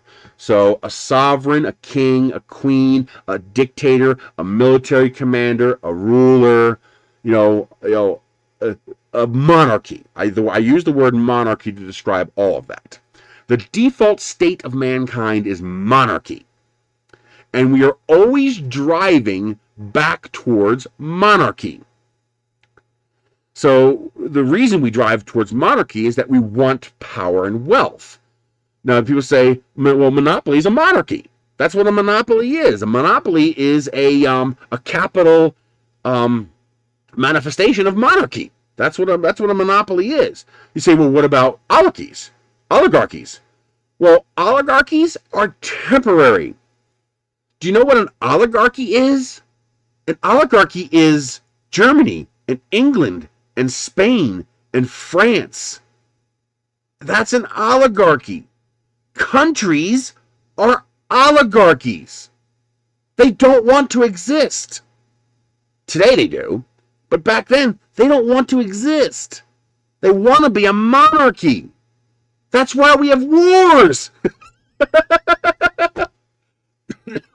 The only reason countries or oligarchies exist is because the two monarchs aren't strong enough to kill each other yet. I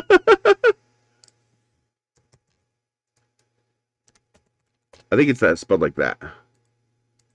The only reason countries exist is because it was two sets of monarchs not strong enough to kill each other yet.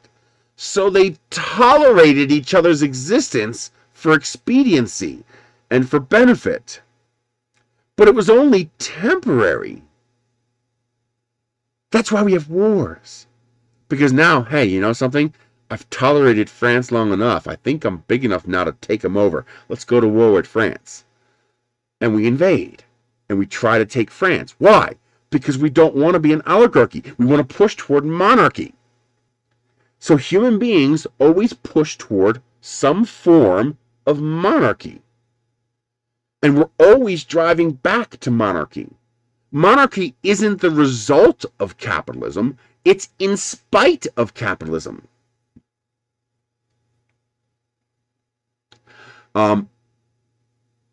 So the people who want monarchy, the people who want to own the world, the people who want to rule the world, are always pushing us toward monarchy.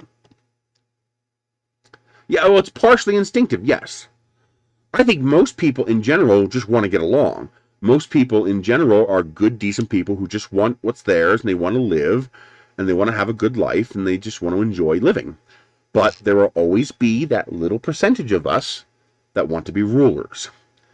And those people become, massive company CEOs and politicians and presidents and stuff like that. Um,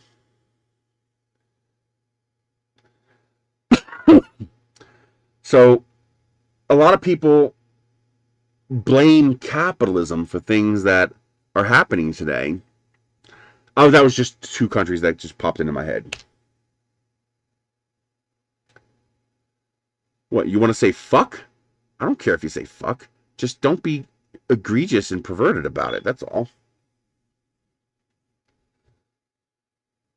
Um, Capitalism is just like socialism and communism. It's a method of defeating monarchy. Monopoly is a way of breaking capitalism. Not really. It's part of our How do you describe that?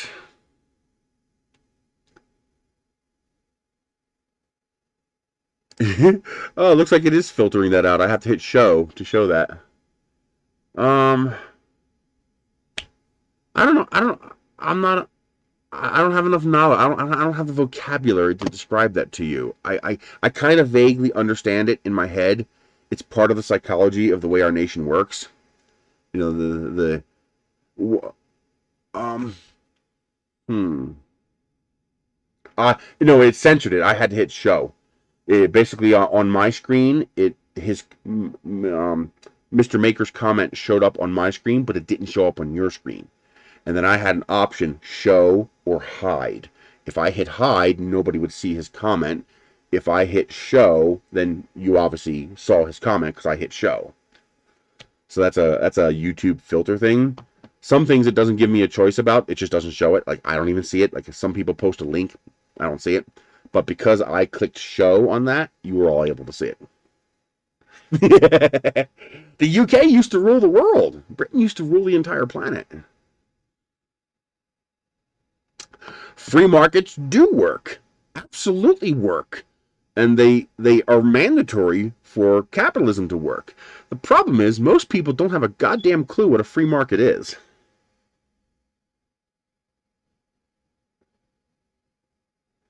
A lot of people think free market means wild, wild west, no rule of law. And that's not what a free market means. That's what they want you to think a free market means because they don't want that. They don't want a free market. And that's also why capitalism has been turned into a four-letter word here in the United States, because our oligarchs don't want capitalism. You see, the United States does not function under capitalism. China has more capitalism than the United States does. Hell, Denmark probably has more capitalism than the United States does. We are an imperialist plutocracy. So our military strategy is imperialism. We're kind of like World War II Japan now. We're the new Japanese. We have 800 military bases all over the world. Imperial nation. And our economic system is plutocracy. The wealthy make the rules and run the country. That's not capitalism. That's not what capitalism is. So they want you to think that capitalism is a four-letter word because capitalism is the answer. Capitalism is what would fix our problems, which is why we don't want it. Because the oligarchs, the monarchs, don't want capitalism. They want monarchy.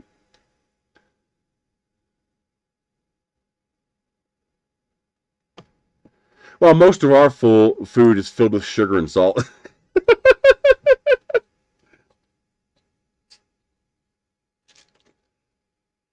the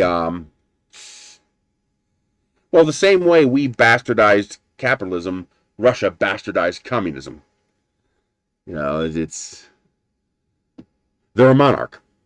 Putin's in charge.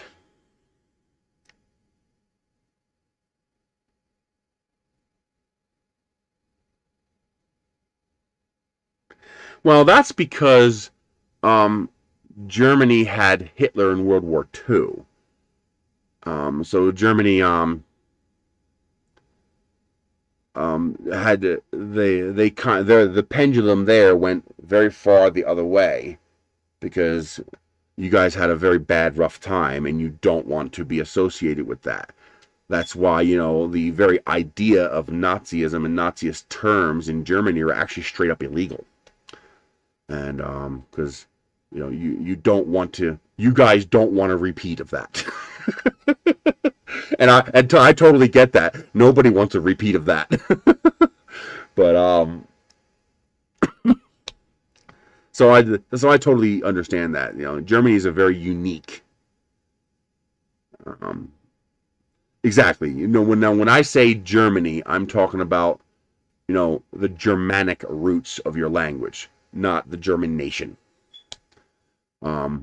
What were you? What was it? What were you before? My my ancient history is a little rough. Um, was it? Were you guys the Ottoman Empire before Germany? I thought the Ottoman Empire, Prussia. That's right, Prussia. That's what you guys were before that. My history is not the perfect. You know, I'd have to look some of this stuff up. But I'm pretty sure it was Prussia. I think that was right. So you have a very long history. Germany is just a modern manifestation of that. No, of course not. You see yourself as a German. Just like we don't see ourselves as Britons anymore. We're not British anymore. We're Americans now. What was the Ottoman Empire?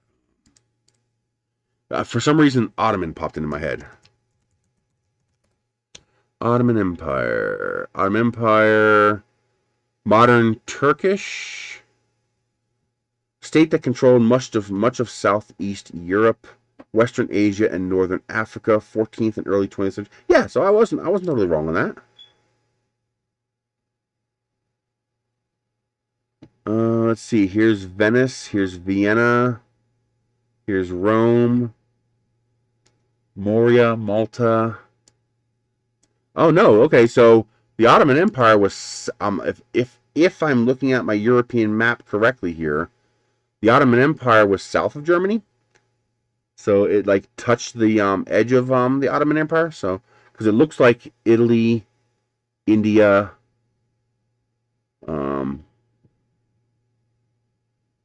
Where's a modern European map? I'm sorry, my history knowledge is not the greatest in this regard. I know a little bit more about. Yeah, here we go. So the Ottoman Empire would have been, you know, Austria, a little piece of Austria, Hungary, Romania, Serbia, Croatia, Bulgaria, Greece, Italy, Turkey. That would have been the Ottoman Empire. So Germany was north of that.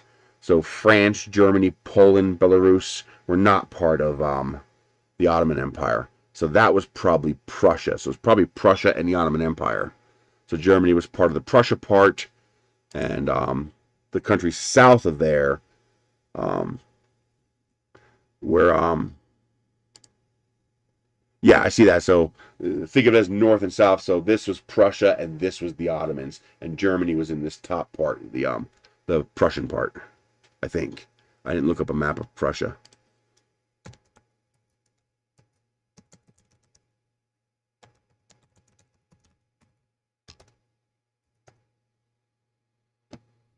Let's see here.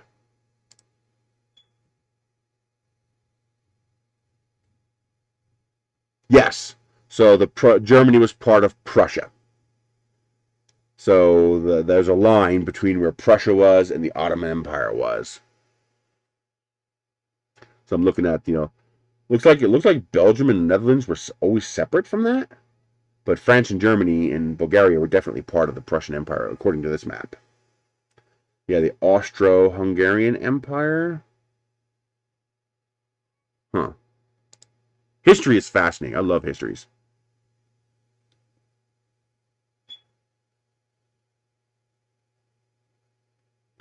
Well, it wasn't called Germany. Just like this wasn't called the United States, but it still existed. It was still here. It just wasn't called the United States. Point is, you guys have history that far predates our history. We are a branch off of Europe. We are a breakaway from Europe. And, you know, because we are a nascent country, we are developing our own style of history because we want to separate ourselves from our European history. Oh, so getting back to that original point that started this whole amazing conversation that's trended to Prussia and the Ottoman Empire, the purpose of the Second Amendment. Yeah, Prussia. The purpose of the Second Amendment is psychological. The purpose of the Second Amendment is to alter the brain chemistry of Americans. Just like being a white male makes you think differently than being a black male 100 years ago, the same thing happens or is supposed to happen with the Second Amendment. The purpose is not to be a Yahoo cowboy with your AR-15 shooting up the local FBI building. That's not the point. You know, your country's already failed if you get to that point. The point is to alter the way human beings think. A human being who is a slave fundamentally sees the world in a different way. They see their place in the world differently than a person who is free. And a person who is free fundamentally sees the world in a different way. You could both be looking at the same thing and you're going to see something different because who you are and your place in your world puts a lens over your view of that world. You see it differently. Yeah, your guys' castles are awesome. Castles rock. From what I understand, they suck to live in, but your castles rock.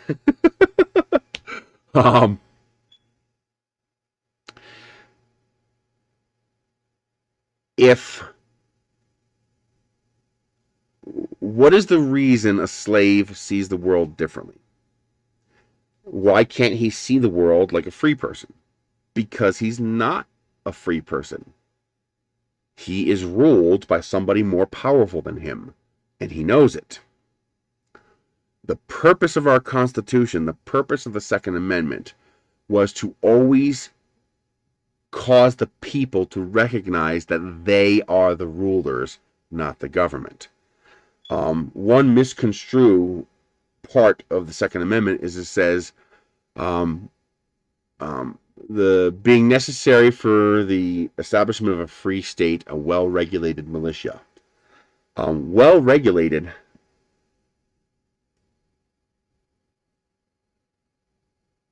That's okay. I don't mind. That's the whole point of conversations like this, is to have fun talking about history and stuff. The well-regulated is a tricky term. Not really, but people think it's a tricky term because we use those words differently today.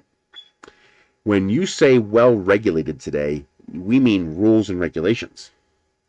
We mean somebody creates rules and laws and regulations. That's what we mean by well-regulated. But that's not what the founders meant by well-regulated when they wrote those words. If you look up what those were, there's a great resource you can use. I think it's 1829 Webster Dictionary.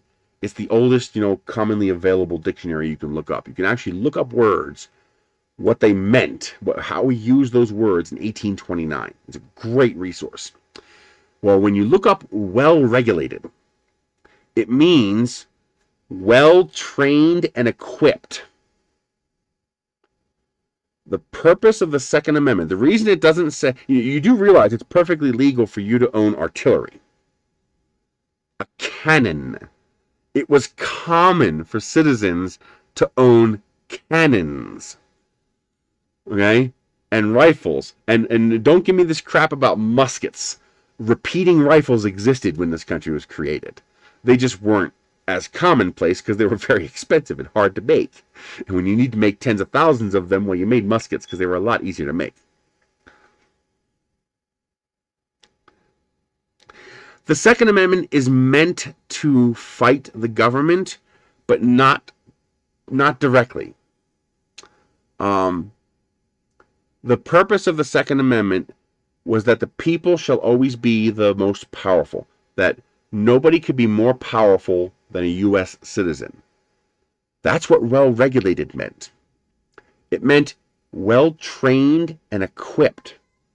So, literally, the Second Amendment protects my right to keep and bear arms. What does that mean? What kind of arms am I allowed to keep and bear? According to the Second Amendment, I am allowed to keep and bear any arms that can be brought against me. If the government is willing to bring machine guns to bear against its people, then the Second Amendment says the people have the right to keep machine guns. If the government is willing to bring jets and tanks to bear against the people, then the people have the right to keep and bear jets and tanks. And this sounds crazy, but if the government is willing to bring to bear against the people tactical nukes, then the people have the right to keep and bear tactical nukes. That's what well-regulated means. It means well-trained and equipped. I am allowed to train and equip myself to defend myself against whatever is coming against me. That's why it just says the right to keep and bear arms, and not the right to have a musket. Because they understood that new technologies were coming.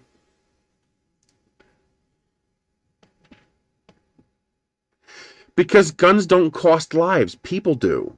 How many stabbings have you had in the UK in the last year? Okay? How many stabbings have you had? If a bad person wants to hurt you, they're gonna hurt you. I mean, I watched a video. Yeah, oh yes, exactly. If you disarm the military, then you can justify more restrictions on arms for the citizens. Because as long as I can keep well-regulated, well-trained and equipped for those that are going to attack me, then it's reasonable. That's why people are allowed to have cannons. The problem is they won't do that. You know, they say they say you shouldn't have guns while they have their gun-armed security detail walking with them through the Capitol.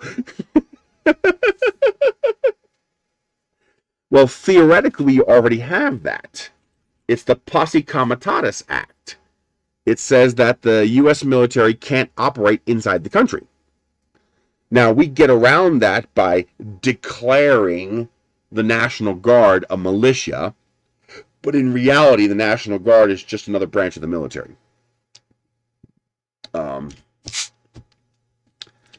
Now, don't get me wrong, there are some people who shouldn't have guns.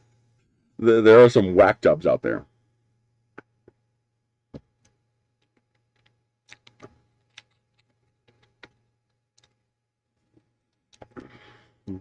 That's why we have the National Guard, because we wanted a military that could bypass the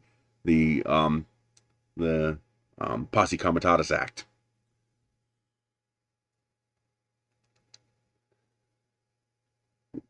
Europe had a lot of terrorist attacks, and your laws aren't going to fix that. I mean, you can't make terrorism illegal. Well, you can, but it's not going to stop it. Gun violence is a kind of a misnomer. No, it's not an attempt to do nothing instead of something. That's the propaganda. That's the myth. That's like saying ban apples. We have too many mass shootings in this country. Ban apples. Don't talk to me about how apples have nothing to do with mass shootings. We got to do something. It's better than doing nothing. Ban apples. It's an attempt to do something instead of nothing. Ban apples. Do you see how stupid that sounds?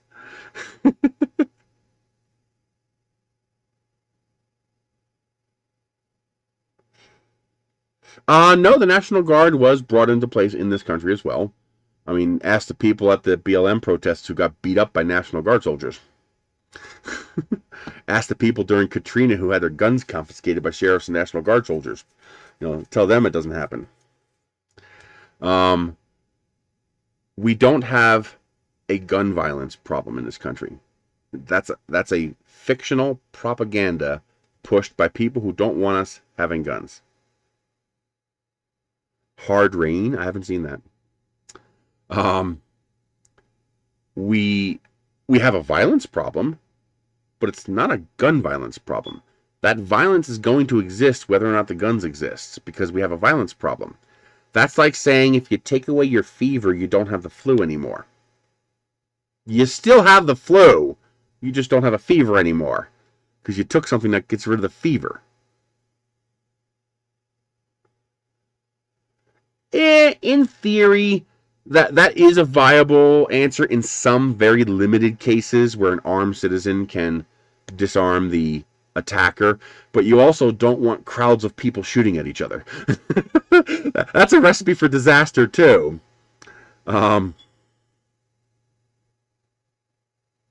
That's a fiction as well.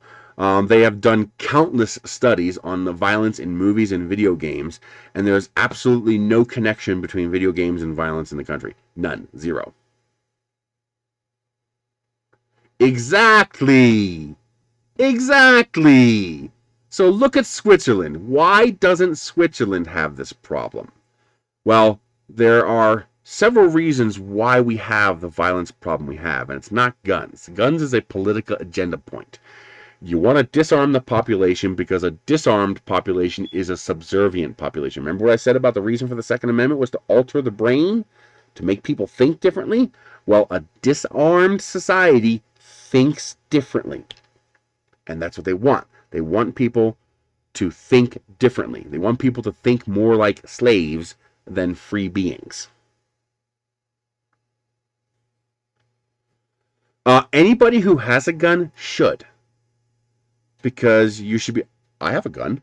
I have an 8-shot, 22 revolver sitting out in the cargo container. I've never even fired the thing. I've never even fired it. I haven't had a chance to. I won't carry it. Do you know why I won't? Can you say peanuts without the T? No, I can't. It's a sexual reference. Well, I can, but I choose not to. I don't carry. I'm allowed to. I can carry a gun. I don't. Do you know why I don't carry a gun? Can anybody here tell me why I don't carry a gun?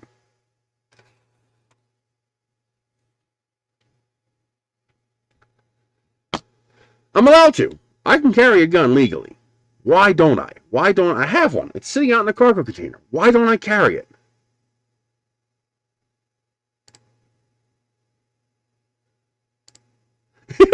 Because I'm a pussy. I got 2 pussies. Because I don't consider myself educated and trained enough to safely carry a gun. If I screw up with the gun, somebody dies. A life ends if I make a mistake.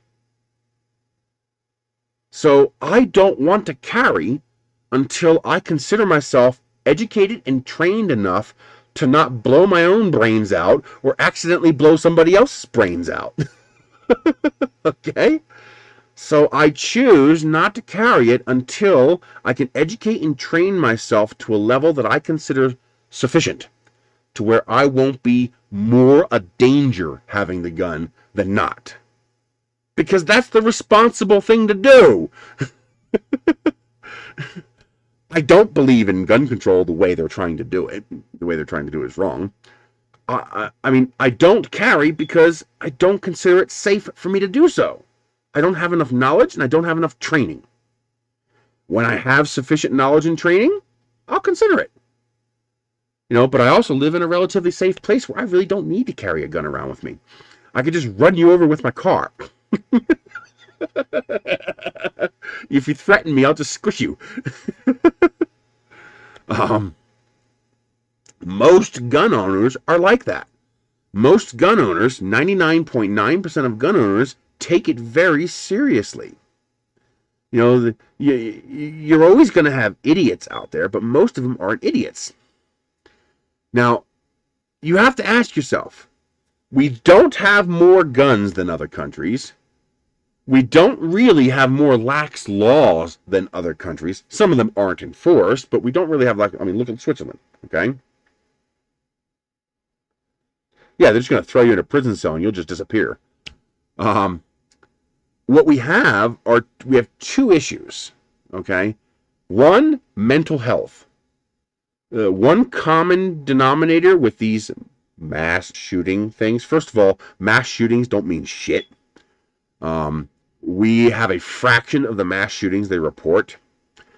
They declare that a mass shooting is any instance involving a gun and more than 3 people. So if me and my sister are at a restaurant and 2 guys try to rob the place and I pull out my gun to stop them from robbing the place, that's considered a mass shooting.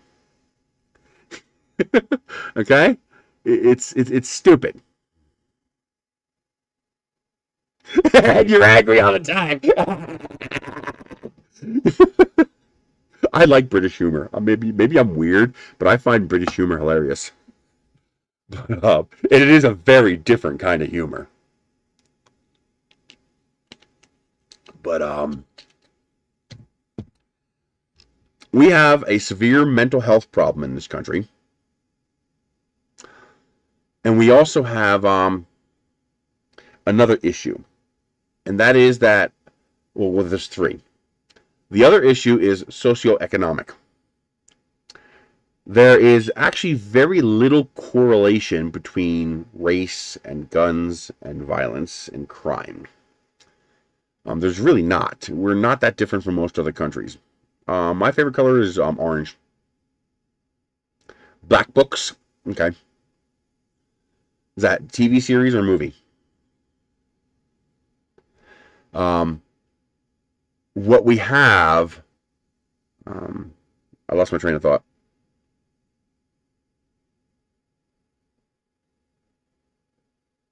Oh, the connection between. So that's just vestigial laws. It's just vestigial laws. Laws that are on the books that have simply never been removed and they're not enforced. Nobody's bothered to remove them.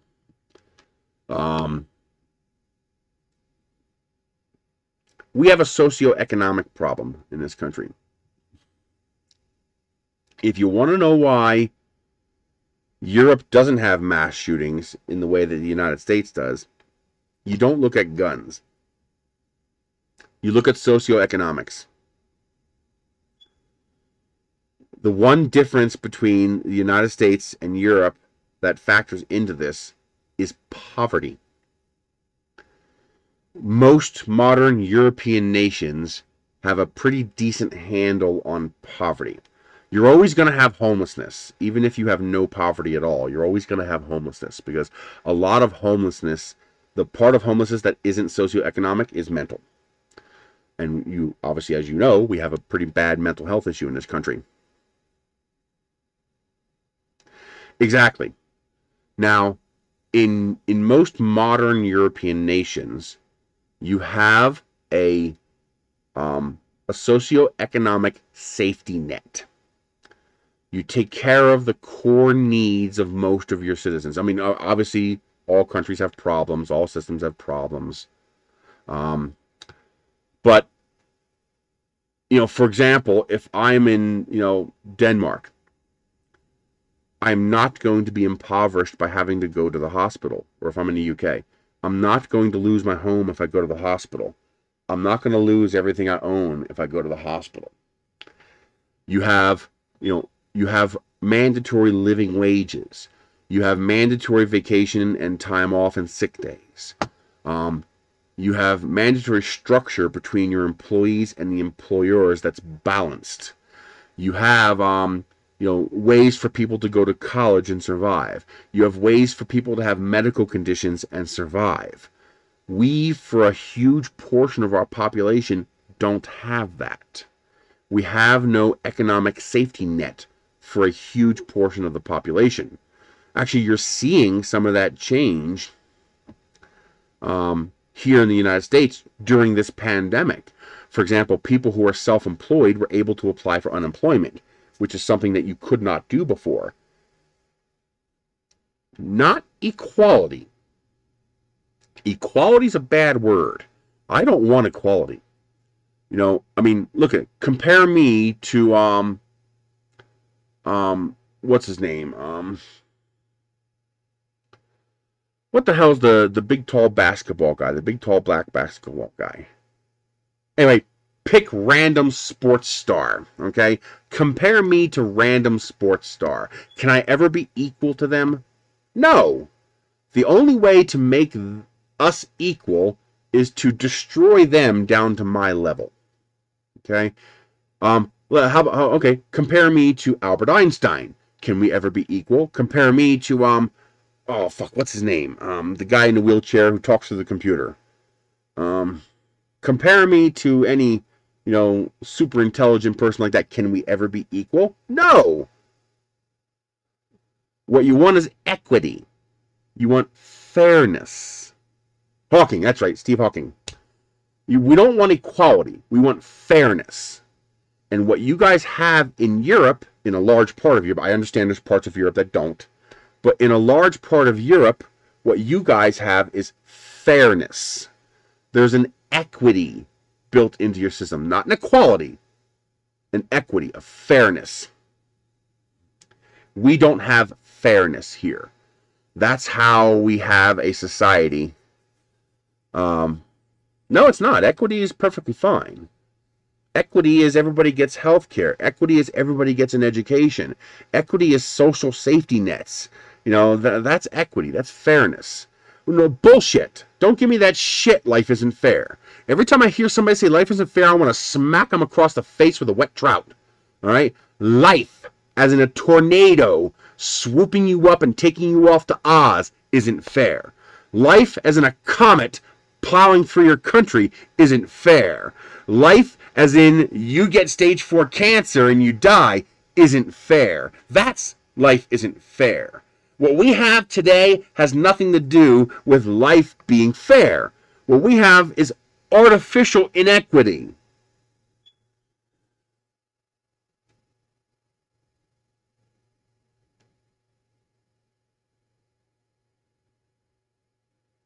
Exactly. Equality is bad.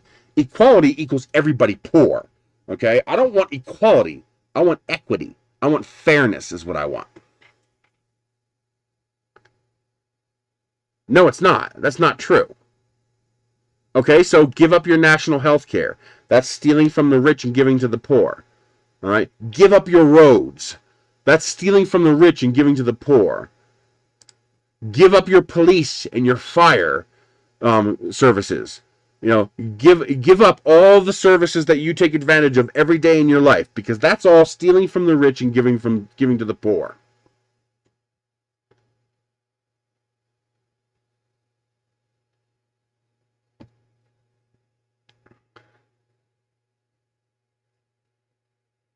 All right? So when you're ready to give up all those services that you didn't pay for, then come back and talk to me. No, we don't pay equally into the roads. Are you mad? Is your brain addled? I looked into the cost of paving my road out in front of my house because I hate the fact that I can't have a clean car. I can't have a clean car. I haven't cleaned one of my cars since I moved here because it's pointless. Because the moment I drive home, it's a half a mile on a dirt road. So my car will be covered in dirt no matter how well I clean it. I looked into the cost of paving this road. I thought, hey, maybe all of us neighbors on this road who would benefit from a paved road could all pay equally into getting a road paved. $1.2 million! It's a 1 mile long road. $1.2 million. There's 20 houses on my street. It's only $60,000 each.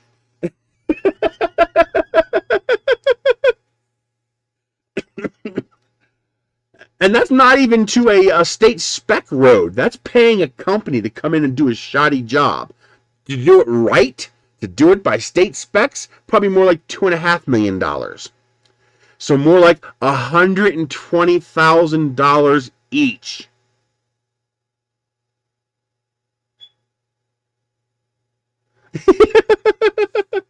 Actually, I thought about that, but it doesn't work. You can't piecemeal concrete like that.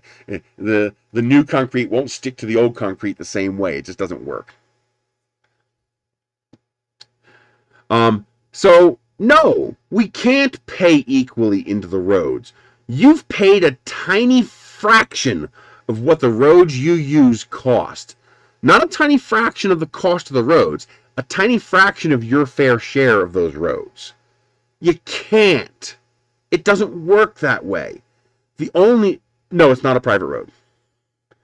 The only way to, you see, they solve the road problem now. Now, if a development builds out a development, they have to pave the roads. They have to provide for basic things like that. But back in the 80s, when this area was built up, they did not have that requirement. So they didn't. There you go. Use the CR30. Just keep cranking out a road. An infinite road. Look into what it would cost for you to build your own fire department. Look at the cost of one fire truck and tell me your community can pay equally for that.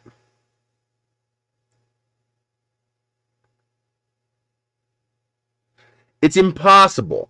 What you want is equity. You want fairness.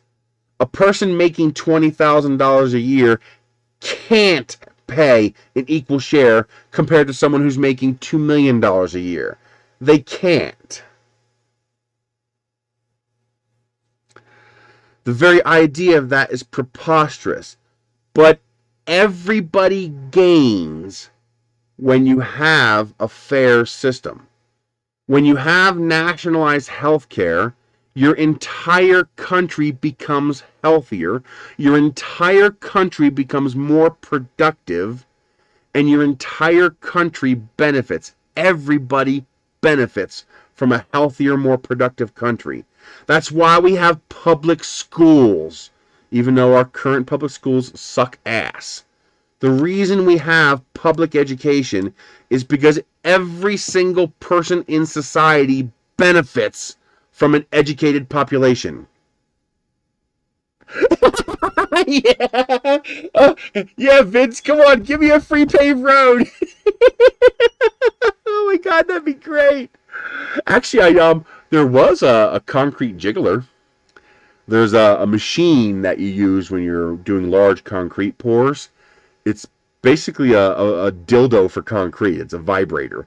It's a machine with a hose, and there's a little thing on the end of it, and you dip that into concrete, and it vibrates. Gets all the air pockets to come out of the concrete and stuff like that. That was actually available. I could have grabbed that, but I didn't.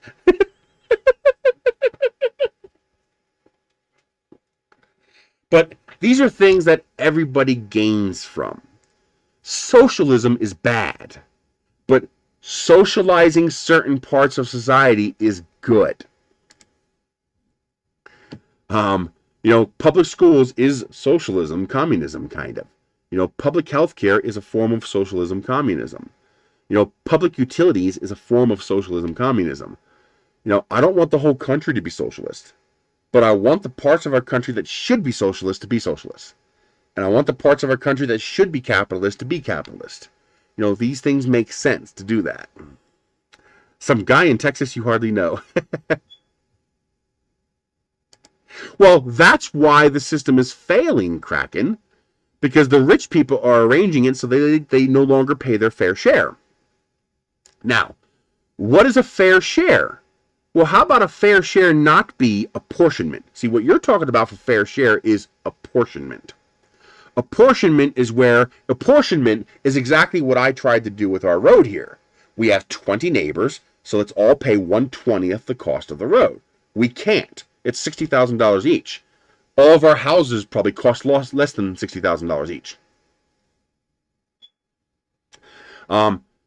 What it should be is apportioned by wealth.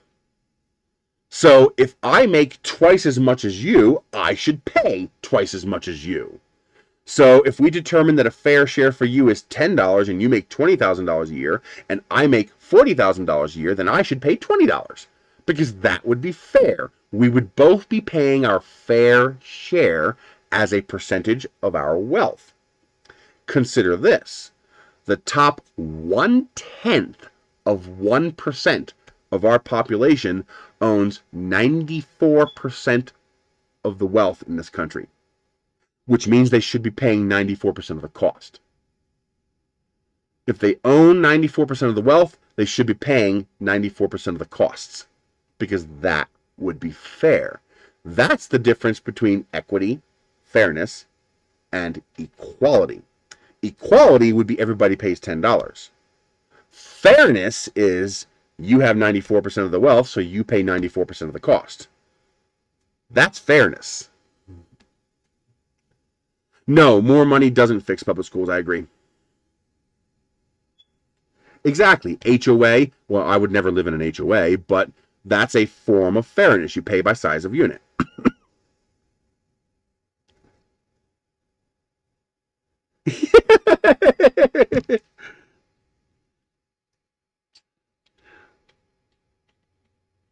Exactly.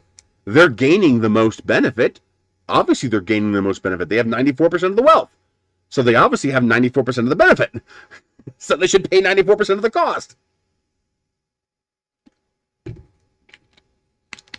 Yes and no. That's not quite right. Public schools is a societal issue, not a parenting issue. My dad went to Wharton for business. You know, he went to college. He was reasonably successful in his early days. Later on, health problems came into being, but in the early days, he was pretty successful. We had a nice house. I had a decent childhood. We weren't rich by any definition of the word, but we were not poor.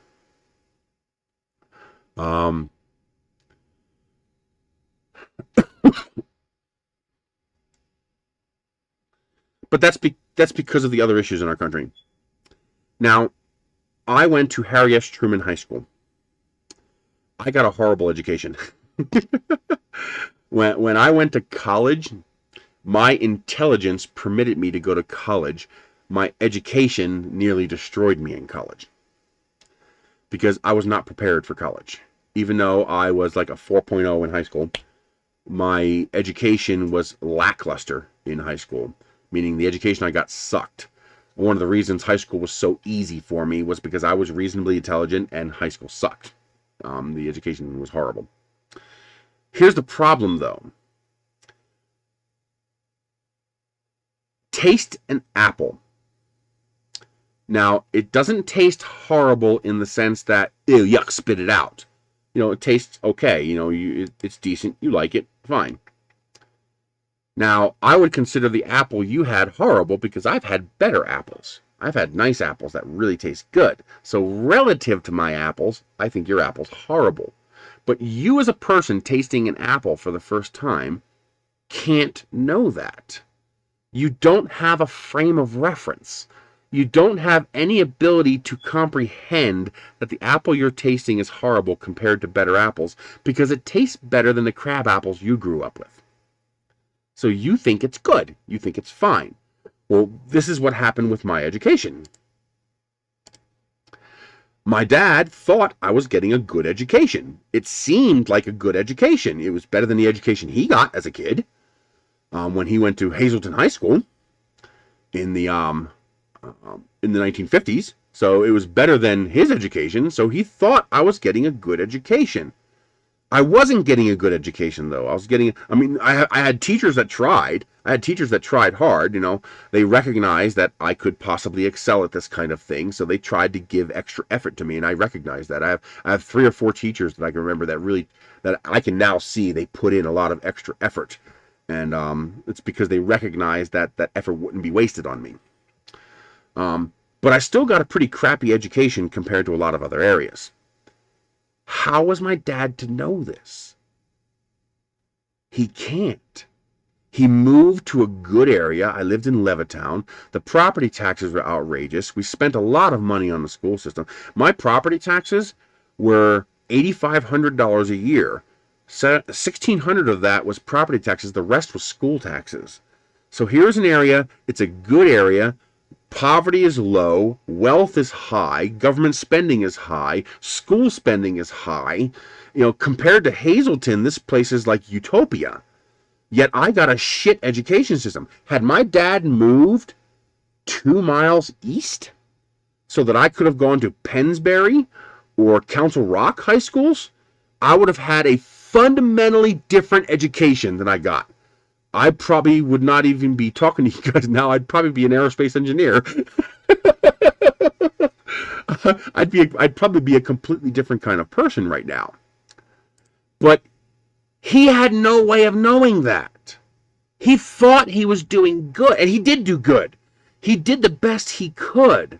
But I got a crap education. But there was no way for him to know that. He didn't have a frame of reference to compare it to. He had nothing.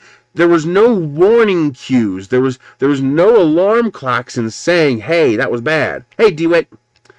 So it's not like, you go into an area and you see bars on the windows and gunshots going off and trash in the streets and a guy ODing on the sidewalk. Those are obvious. Oh my God, I'm in a bad area. None of those things existed. So how could he know? He couldn't. He did the best he could with what he had.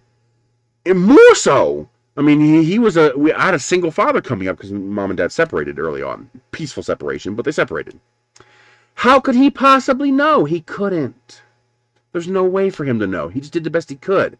What failed me and my father was the system. The system failed. So we have to change that system because you can't blame it on the parents. My dad did everything right. He got a nice house in a nice neighborhood in a nice area, spending a lot of money on schools. By all possible reasonable metrics, he did everything right. So how could he possibly know I was getting a crap education? He couldn't. I certainly couldn't tell. He certainly couldn't tell. So there's just that system needs to be fixed. And you can't just put it into parents and say it's their fault. Their fault.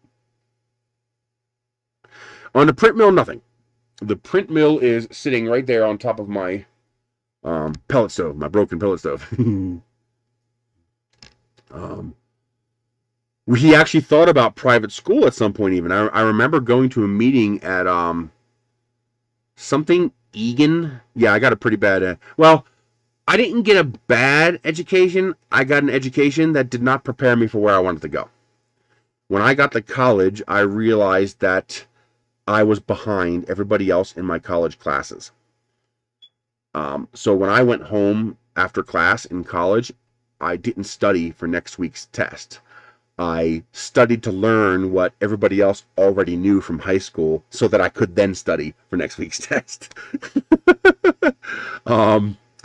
It worked for a very short time. I had an aptitude for it, so that helped, but ultimately I couldn't keep up.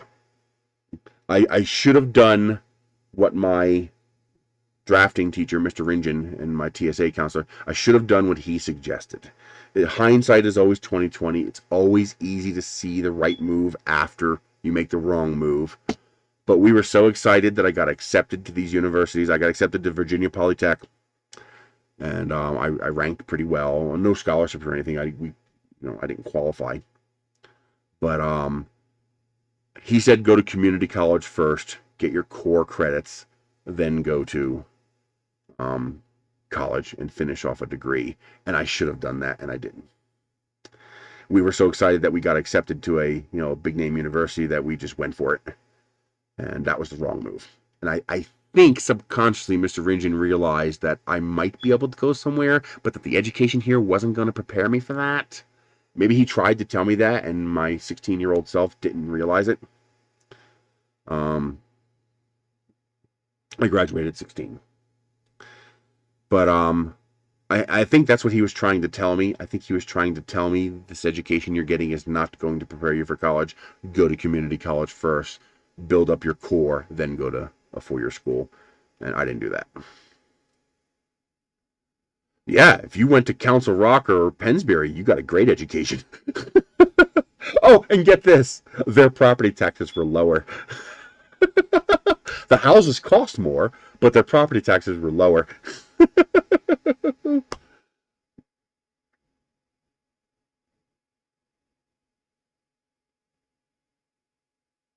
It's actually worse than that when you account for all wealth. Um, the top 1/10 of 1% of the population owns more wealth than the bottom 90% of the population combined. Yeah. Oh, well, yeah. See, there's the other thing that something that's even more important than education can be. I mean, you have to have a core education. If you're a moron, you're a moron. But yeah, you have to have a core education. But networking is way more important.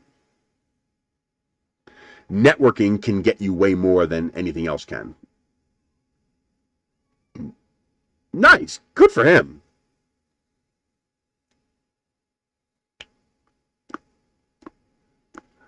But, what are you going to do?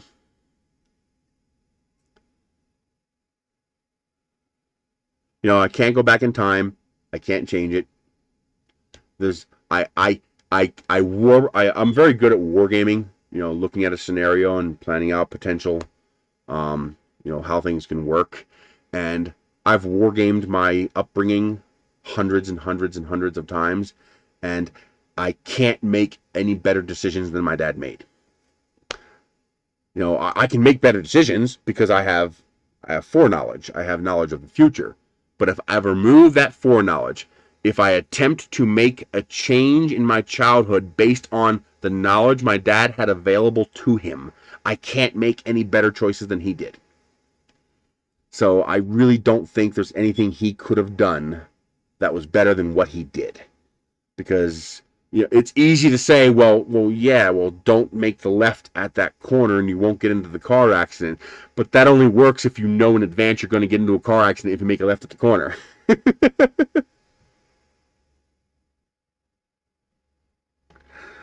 Working hard is not the answer. Working hard equals slave labor. Not a single person who is ultra wealthy works hard to be ultra wealthy. Okay? The laborers work hard and they make $7.25 an hour. Some skilled laborers work hard if you can weld or things like that, if you have a true valuable skill. Those people work hard and their lives are destroyed before they're half over because they wreck their bodies working hard. The true value in hard working is when you work this hard. When you work this muscle harder.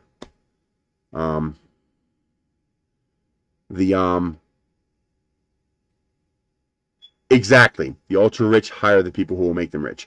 I tell people the magic of Elon Musk is not that he's a genius. He's probably a genius on some level, but the true genius of Elon Musk is knowing what he does not know and surrounding himself with people who do know. That's the genius of Yes, it does. When people say work hard, that's what they mean. Hard work is ethic and determination. I disagree. Hard work is muscles and spit and blood. What you're talking about is work smarter, not harder. The phrase we use in this country to describe what you're talking about, Lightspeed, is work smarter, not harder. Okay? In the United States, we have a different meaning for hard work. Here, hard work means labor. What you're describing is smart work. Well, I speak for the history and knowledge that I've been taught. I speak for the history and knowledge that I've looked up. You can look up the things I'm talking about. You don't have to accept it from me. But you work a different kind of hard. You work smarter. You don't work these muscles hard.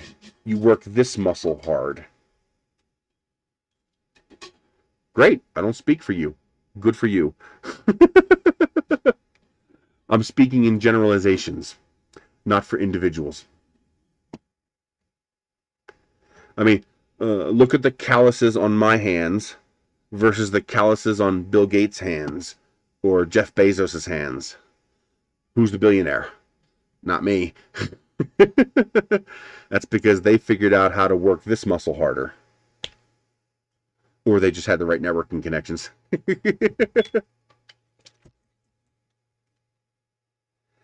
People think you can... You see, Lightspeed keeps speaking on an individual basis, while I'm trying to speak on a generalized national basis. On an individual basis, it is possible to work harder for wealth. On a national basis, it's not.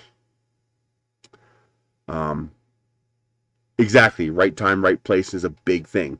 You could be the hardest working person in the world. You could bust your ass every day.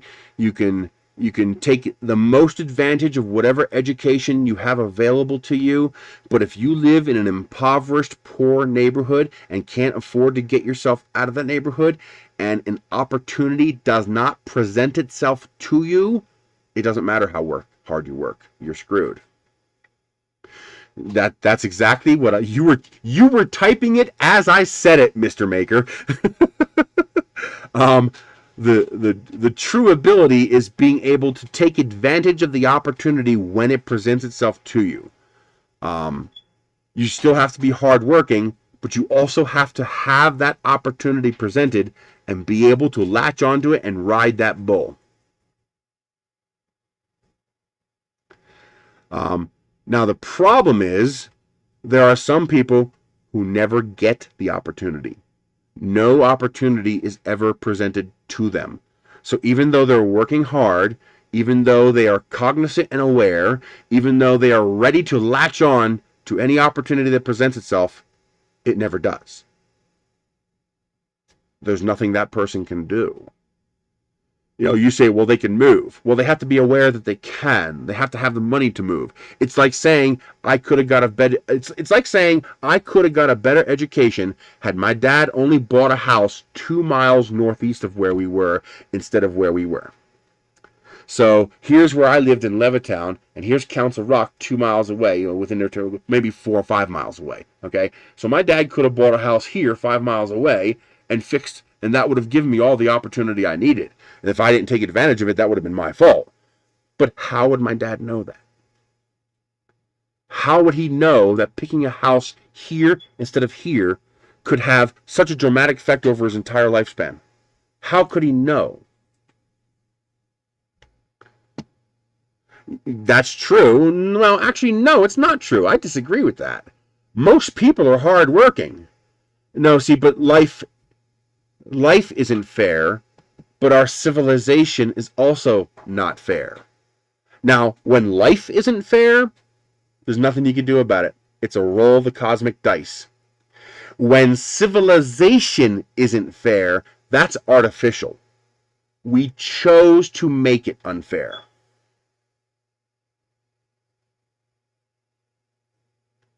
So what you're saying is you're a sociopath, the Lightspeed. I think I'd rather be a politician or a psychopath than be a sociopath. Because if you don't care about anybody else, you're a sociopath. Are you telling us, are you coming out of the closet? Are you telling us you're a sociopath? Because I didn't think you were a sociopath.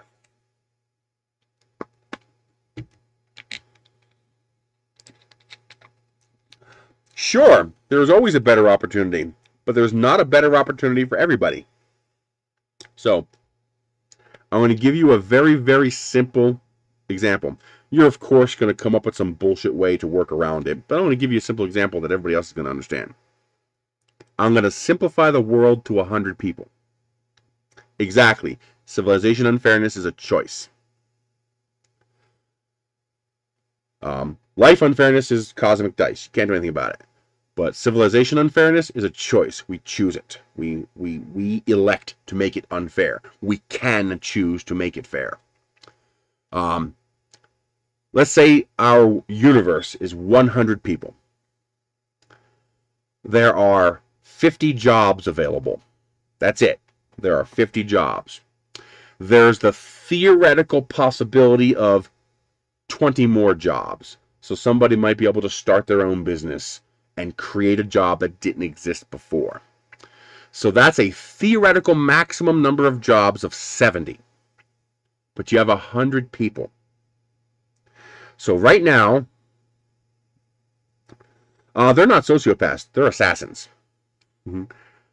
So right now, there is 50 people who have jobs and 50 people who don't have jobs. There are only 50 jobs available. So the other 50 can't have jobs. But there is, like you said, there's always opportunity. In this instance, there is an available opportunity for 20. So assuming we maximize available opportunity, that's 70 employed people. Tell me what the other 30 do. I never claimed I know history better than history books. If you go, this chat is saved. You can go back through this chat all the way to the beginning. You show me anywhere where anybody said that I know history better than history books except you right now.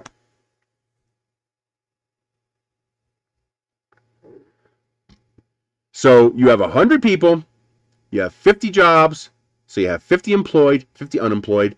There is opportunity for 20 more, so you could theoretically have 70 employed people. Tell me what the 30 can do.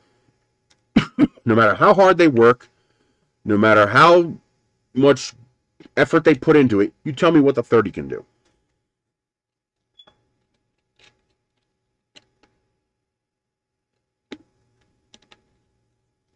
Seriously, come on, Lightspeed. Enlighten us. Tell me what the 30 can do. You got 50 unemployed people. There's opportunity that's possible for 20. So 20 of those people could theoretically create a new business, something like that. You know, there's always opportunity, right? So there's the opportunity. So tell me what the 30 do. That's basically what they have to do. That's where crime comes from.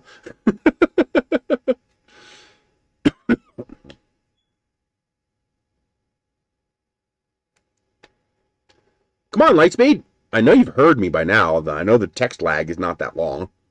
So tell me, what do the 30 do? That would be a job. That would be one of the 50 jobs. Or one of the 20 opportunity positions.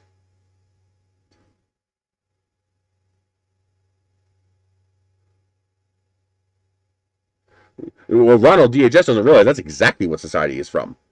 You want to see if you look at the data, you'll see that there is a direct correlation between crime and poverty. When you lower poverty, you lower crime, because you don't need to steal it if you can just go to work and make it. There's always going to be some crime. You're going to have mentally ill people. You're going to have stupid people. There's always going to be that. We're ignoring that. We're talking about the general population. Yeah, he's speechless. I know. No reply from him. So there are something like 20 million unemployed people today. It's actually a pretty small percentage. There's 330 million people in the country. We got 20 million unemployed people. There is not 20 million available jobs. So if you gave all 20 million of those people an education, the means, and the capacity to do what they want, and they had the drive, they were ready and willing to work hard, no matter how hard they're willing to work, there isn't 20 million jobs. And there isn't 20 million openings of opportunity. So while some of those people can take advantage of opportunities or make their own opportunity, all of them can't, because there isn't enough available for all. We have more people than we have available opportunities for any kind of income or employment. What am I? I'm one of those 20 of the 50, of the 50 unemployed. I created my own opportunity. I made a YouTube channel, which I'm fucking up and I need to fix. I'm doing a horrible job of it, but I created my own opportunity. I took advantage of an opportunity that was available and I ran with it. But 30 more people can't. There's a limited amount of space here. You can't have 1,000 people doing this. There's not enough room for it. No problem, Ronald. Actually, I got to get out of here soon, too. We got to get ready to go get our vaccine shot. Hour and 20 minutes. So tell me, Lightspeed, what do the 30 people do? What do the 20 million people who don't have jobs? Even if we ignore qualifications, needs, and geography. Let's ignore the fact that, the 30, nuclear engineer jobs are not an option for these 20 million people because none of them are trained as a nuclear engineer. If we ignore the fact that these people can't take the nursing job because they're not nurses, if we ignore that, if we ignore the fact that this person lives 2,000 miles away from that job, if we ignore qualifications and we ignore geography, and we put a person in every single one of those jobs, you're still going to have about 14 million people where there's no job available for them. Let's assume 20% of them can create their own opportunity for a job in a niche that isn't already full. All right, so that's still, what's that, 3? So that's still 11 million people without a job. And remember, we're ignoring qualifications and whatnot. I don't make enough to pay somebody, but if I did, sure. So now he's in my chat stream ignoring me. Well, we might have to do that, Mr. Maker. We might have to actually do that. And the wealthy are scared shitless of that. What Mr. Maker is talking about is universal basic income. Now, I have a fear of universal basic income because universal basic income can create second-class citizens and slavery if it's done wrong. If it's done right, it fixes a problem that we have in our society as we transition to a post-need society. Yeah, sure. You missed the question I asked you immediately after you made your BS post. Sure, yeah, sure. Forget about the rest of what I said after that. That was just goading you for fun to try to get you to reply. But what about the question I asked? What do the 30 people for which there are no jobs do? Where do they get opportunity?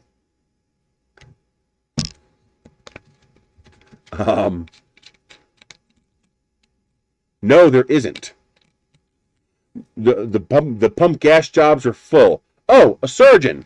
So you're going to somehow pay your rent that you're behind on because you don't have a work while you go get your 6 to 10 year education to be a surgeon. Sure, that's going to work. No problem, taxman and landlord and utility company. Don't worry. I'll be back in 10 years to pay my bills after I go to school. I don't know where I'm going to get the money to go to school to become a surgeon. Sure.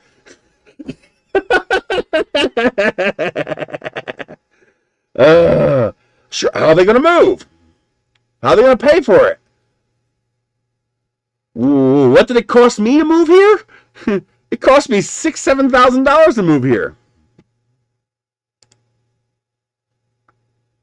So what does universal basic income do? You see, a lot of people don't realize that universal basic income is sneaky. It does something very tricky. And where are you going to live? Everything we do is wealth distribution. Everything we do in this country is wealth redistribution. Do you enjoy your roads? That's wealth redistribution. Do you enjoy your local hospitals? That's wealth redistribution. Do you enjoy your health care that you do not pay an equal share into? That's wealth redistribution. Do you enjoy your car insurance and your house insurance? That's wealth redistribution. Do you enjoy your EPA and whatever other government agencies? That's wealth redistribution. It's all wealth redistribution. Name a single public service that isn't wealth redistribution. Thousands of which you, the Lightspeed, take advantage of every single day of your life. Unless you're living on an island out in the Pacific, taking no resources from this country whatsoever, that's wealth redistribution. Yes, welfare is wealth redistribution, and the whole country benefits from it.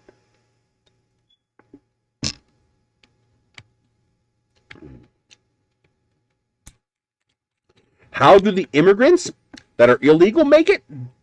It's not the immigrants. It's the scum-sucking, sleazy employers who illegally hire them at sub-minimum wage jobs as slaves to get around paying people a living wage here. And you wonder why there's no jobs.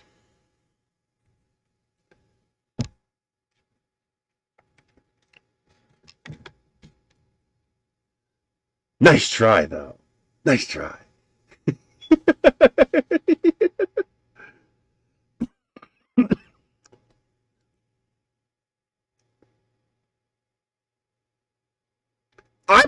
Are you kidding me? Do you have any idea how much I'm benefiting from wealth redistribution? I have health care. I have paved roads. I have hospitals. I have airports. I have police. I have firemen. I have EMTs. That's all wealth redistribution.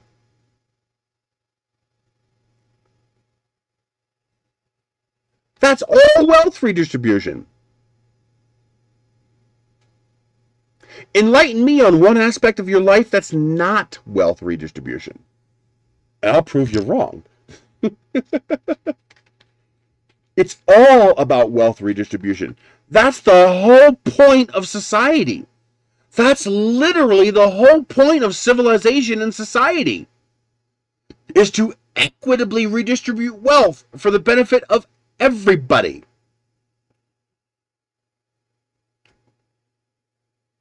Exactly. Maybe a little, but it also enhances innovation and growth. And I think the amount of enhancement we get from the redistribution is greater than the amount we lose.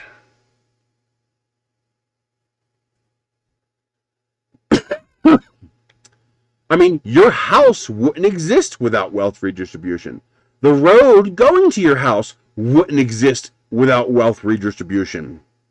You probably wouldn't be alive without wealth redistribution. Without wealth redistribution, there wouldn't be 330 million people in this country. There'd probably still be 3 million. Because we'd be all living in wood and grass huts with our horse-drawn carriages. Oh, nope, you probably wouldn't have carriages either, because that's wealth redistribution too.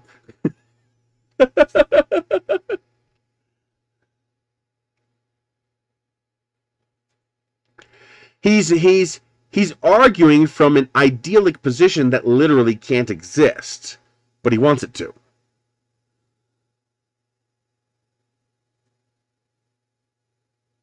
It's still wealth redistribution. I mean, hey, I'm Republican and I'm Libertarian. You might not know that with some of the ideas that I have. You know what my solution to automation is? If you eliminate 3 jobs to automation, I tax you the cost of those 3 jobs. So you save nothing in automation. That's what I would do.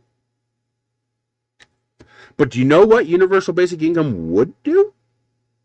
I was talking to, actually, I think was it here in this chat? It might have been here in this chat. But it might have been on Reddit as well. I'm not sure. But I was talking to a guy who was a military vet. He was injured. He's got permanent disability, so he gets a pension from the military for the rest of his life. He gets like $3,000 a month to cover himself for the rest of his life. So he doesn't need a job. He could just sit at home and live off the pension he gets, live off the disability he gets from the military. But he wants a little bit more than what he gets from that. You know, he wants a slightly nicer life. So he goes to get a job. And he had a unique position that allowed him to say fuck you to a bad job. So if the employer did something that he didn't like, or that was wrong or immoral or something like that, he could tell the employer to go buzz off, and he could, go find another job, or just not work for a while until he found another job. But the reason he could do that is because he had that steady income already that would allow him to survive. No, you live on the kindness. Well, then you live on taking from other people. You're a leech, Lightspeed. You take from other people. You live on the wealthy redistribution of the mass of the population of this country, and you won't even admit it, which means you're a leech.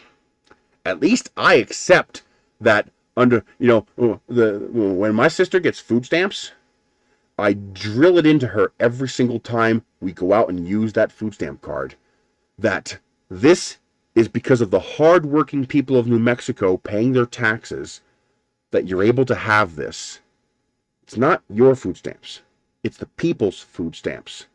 And their hard work allows you to have it and allows you to survive. Never forget that their hard work is what permits this to exist. And because it's important for people to realize you're not entitled to this. Our society permits you to have it. Employers do not create jobs. No employer in the history of the world has created a job. Employers hire for jobs that exist because there's demand, and the employer is taking advantage of the demand.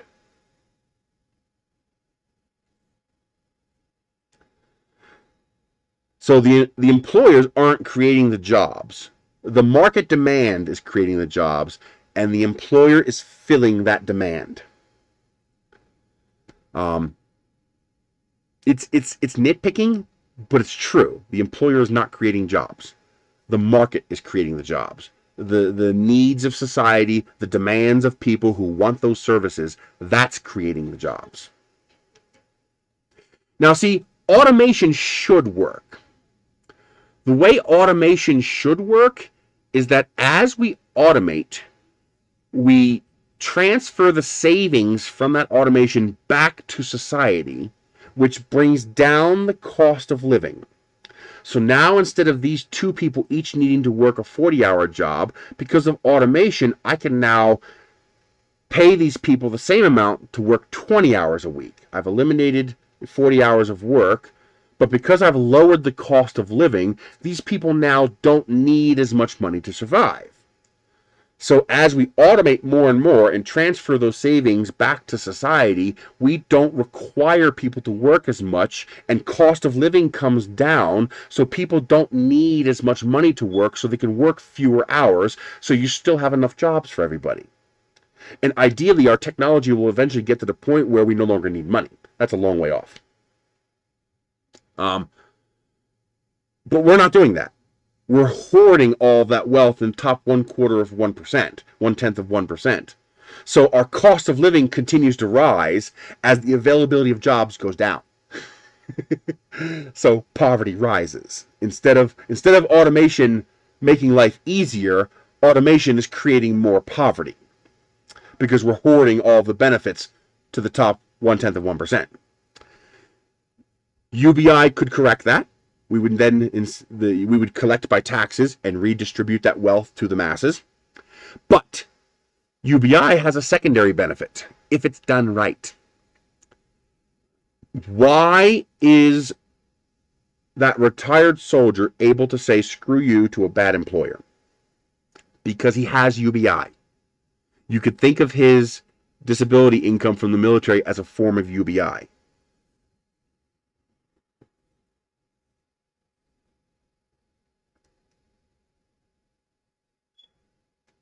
You got that right, DeWitt.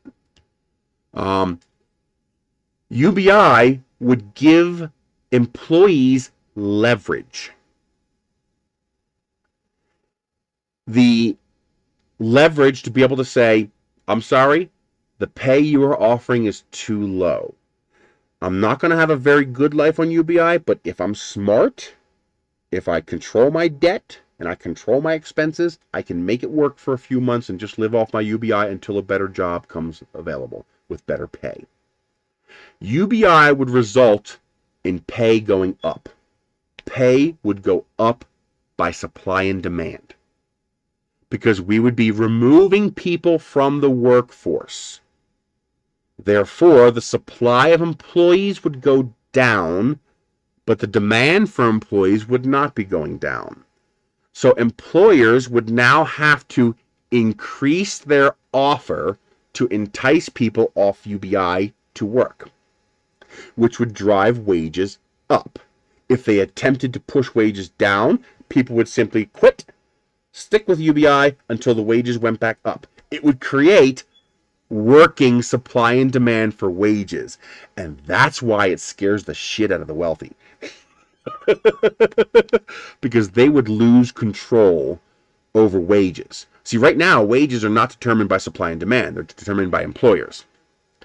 But by having UBI, we would restore the supply and demand balance to the wage-employee relationship.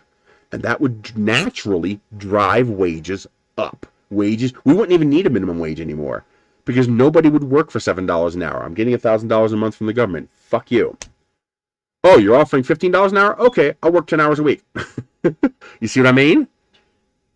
And yes and no. Yes, services would get more expensive. Yes, UBI would be a form of minimum wage, but you still need employees. You see what I mean? You still need someone to work.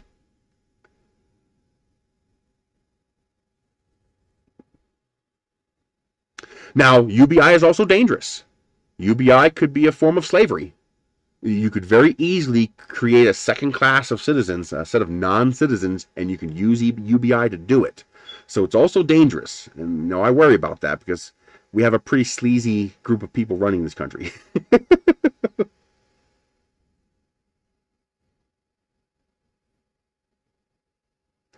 Exactly.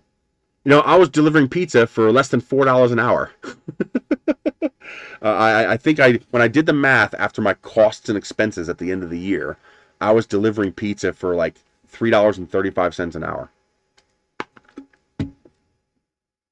including tips.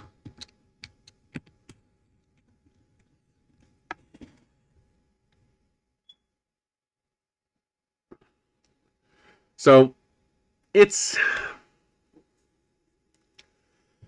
nice to think we can live in a world where we can all pay a fair an equal share, and we can pay for what we need and what we use. That's very easy to say when you're wealthy, and you made that wealth on an unfair system using wealth redistribution. And now that you have the wealth that you got from the wealth redistribution system, who cares if it drives? No, inflation is artificial. Prices have nothing to do with inflation. Inflation has something to do with prices, but not the other way around. Prices do not drive inflation. Inflation drives prices. No, the wages are not low.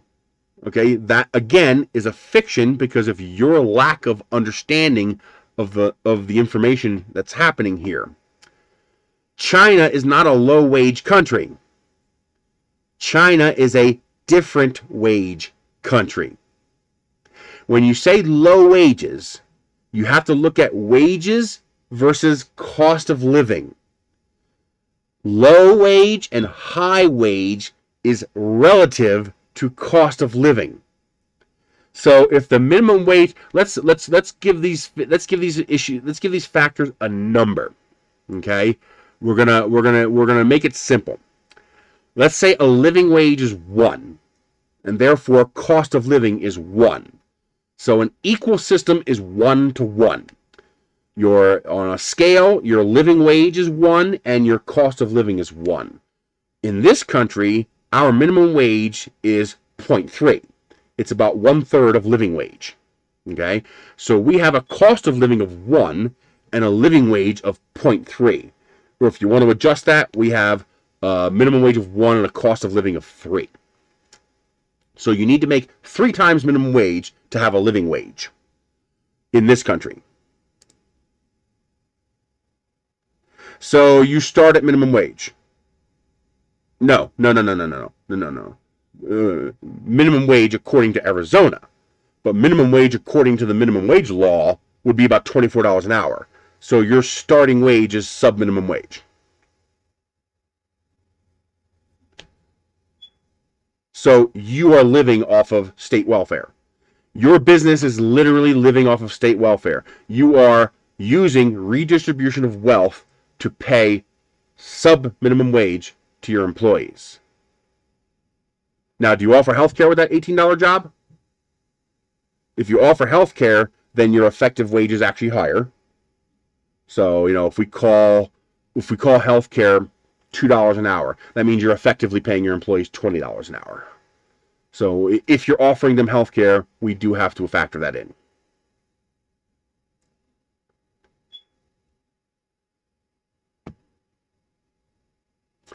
So assuming you don't offer any kind of welfare with that, let's see here. You're going to pay 25% of your income in taxes. So if a person works $18 an hour times, let's assume you allow them to work full-time, 40 hours a week, times 50 weeks, that's $36,000 a year, times let's call it 0.8. Taxes are a little bit lower in Arizona. So that's $28,000. A person could theoretically make $28,800 a year at your sub-minimum wage job that is a wealth redistribution welfare, meaning your company is living on welfare. I agree, Mr. Maker. Which is below minimum wage. That's below a living wage. A living wage in this country is about $22 to $24 an hour.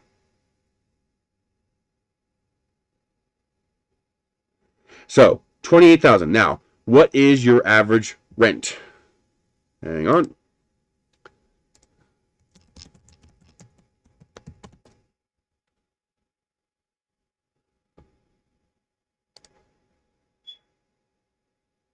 Rent is 3% higher than the national average.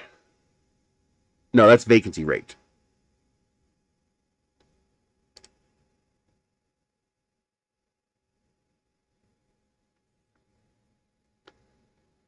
Let's see here.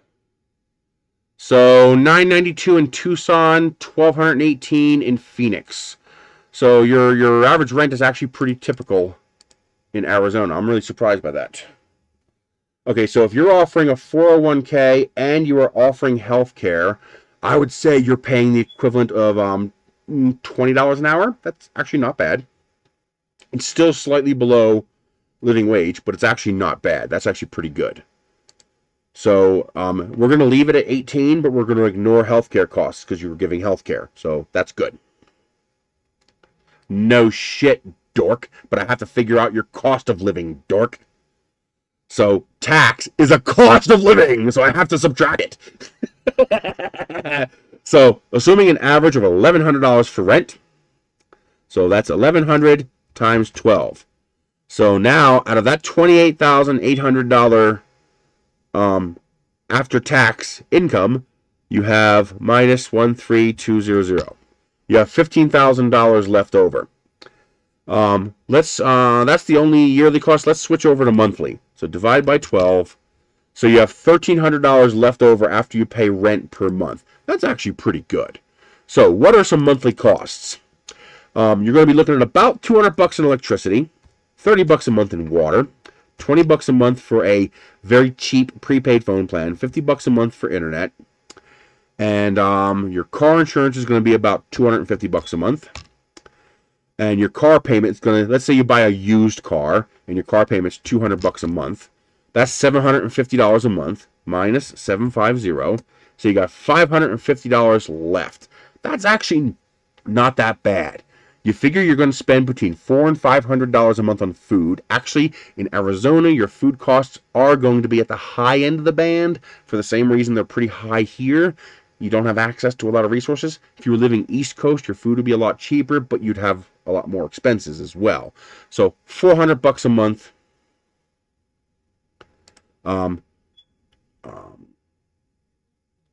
Let's see. So minus 400 for food. So you got $150 left over per month. After your basic expenses, no luxuries, no splurging here, no cable TV, no fancy phone plan, basic prepaid $20 a month phone plan, your basic internet package, $50 a month. It's mandatory in today's society.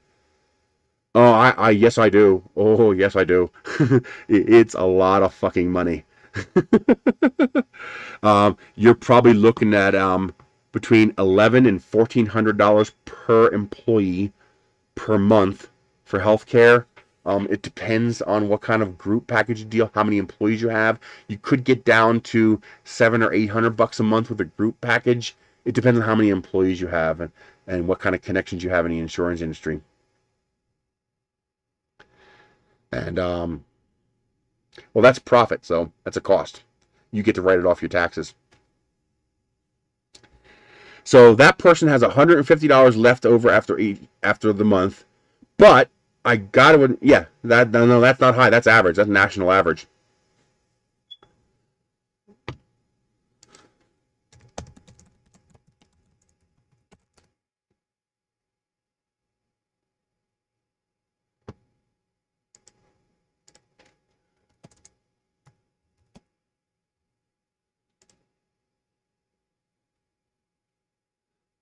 This site here is saying,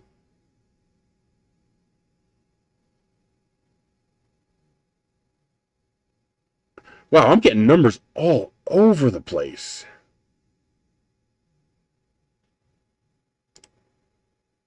Yeah, my number might be too high for car insurance. Well, it depends on your credit. Somebody working $18 an hour is probably going to have pretty decent credit. So we can take $100 off that, call it 150, because the number I'm seeing is about $150 a month for car insurance. There are some places where it's a lot lower. There are some places it's down as low as $75 a month. Now keep in mind, this is minimum liability only. Obviously, most people aren't gonna to have liability only. They're gonna want some kind of coverage. If you own a house, you're gonna need better coverage. I think I was doing for full comp collision, and it comes out to about $250 a month. I'm actually getting a steal. I pay about $100 a month for insurance, but I have really good credit. Yeah, full coverage, exactly. But it looks like it could be as low as $74 a month. So what's median car insurance in Arizona? We really should be doing this by state. Arizona is about $100 a month. The average cost of car insurance in Arizona is $1,247 a year, which is actually 12.6 less than the U.S. average. That's interesting because I noticed my car insurance, I was paying $2,500 a year for car insurance, and when I got here to New Mexico, it went down to $1,200. So my car insurance actually got cut in half by moving here to New Mexico. However, it probably would have stayed about the same if I went to Albuquerque. If I moved to Albuquerque, it's significantly higher in Albuquerque because there's a lot of car theft. But out here where I live, I'm far enough outside the city where I don't get dinged the Albuquerque rate. So you're right, we are off on the car insurance. So we need to knock $150 off the car insurance, which means that person actually has plus $150, $300 a month after everything. So that's actually not bad. For the United States, that's actually not bad. $300 after all basic expenses are covered. That doesn't leave a whole lot to be desired. But now here's the catch, Lightspeed. That's assuming one person. If you make that job supporting two people, it's not enough money. It instantly, just adding the food costs for the second person wipes out their excess income. So while the pay you are offering is not bad for the United States, as far as a living wage, it's not very good.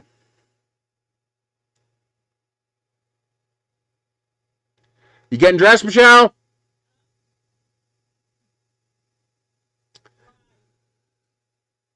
Because we've got to leave soon.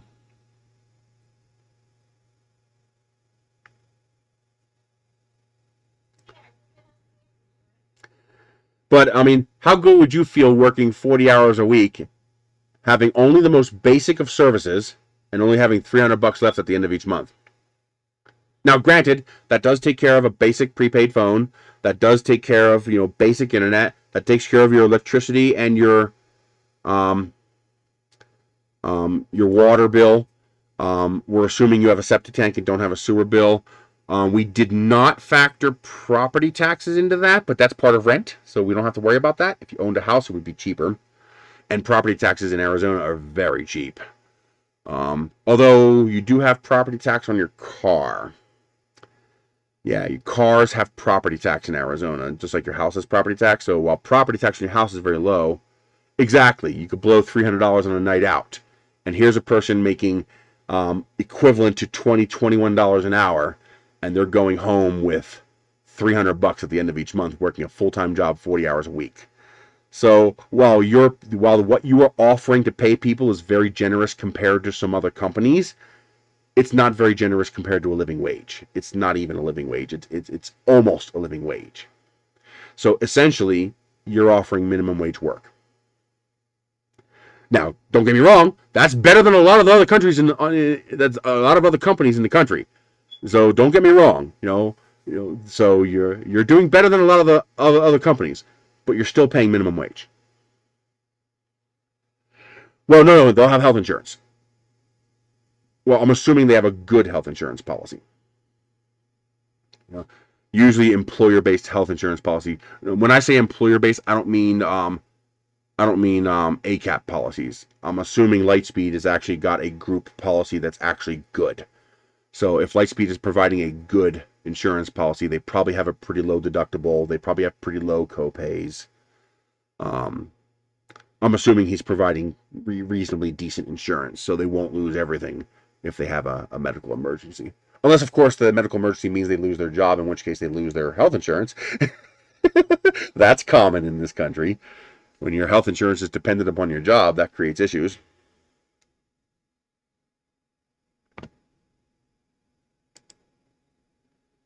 And that's a good thing. Now, first of all, I want people to realize something here.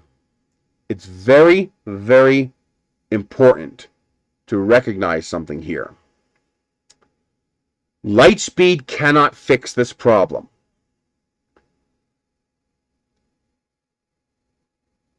He cannot simply pay unless he's big like a Costco big. Okay?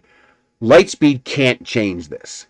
He has to work within the market force that exists for his industry. So unless his company is so good that he can raise wages without consequences to his profit margin, he has to work within the industry standards that exist for him to work with, which is why this has to change at a legislative level. Companies can't fix this.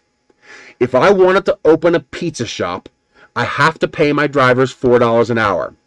I cannot pay my drivers, $15 an hour plus 57.5 cents a mile for their cars, which is what I should be paying them. I can't, because my pizza shop will go out of business. Because my competitors don't have to pay my employees like that. And they won't. Therefore, they will make more profit. Therefore, they will push me out of business. The only way this works is if it's done legislatively. If the government says minimum wage is 15 and no more tip credit, and you have to pay the costs for the operation of your business, you can't pass that on to your employee.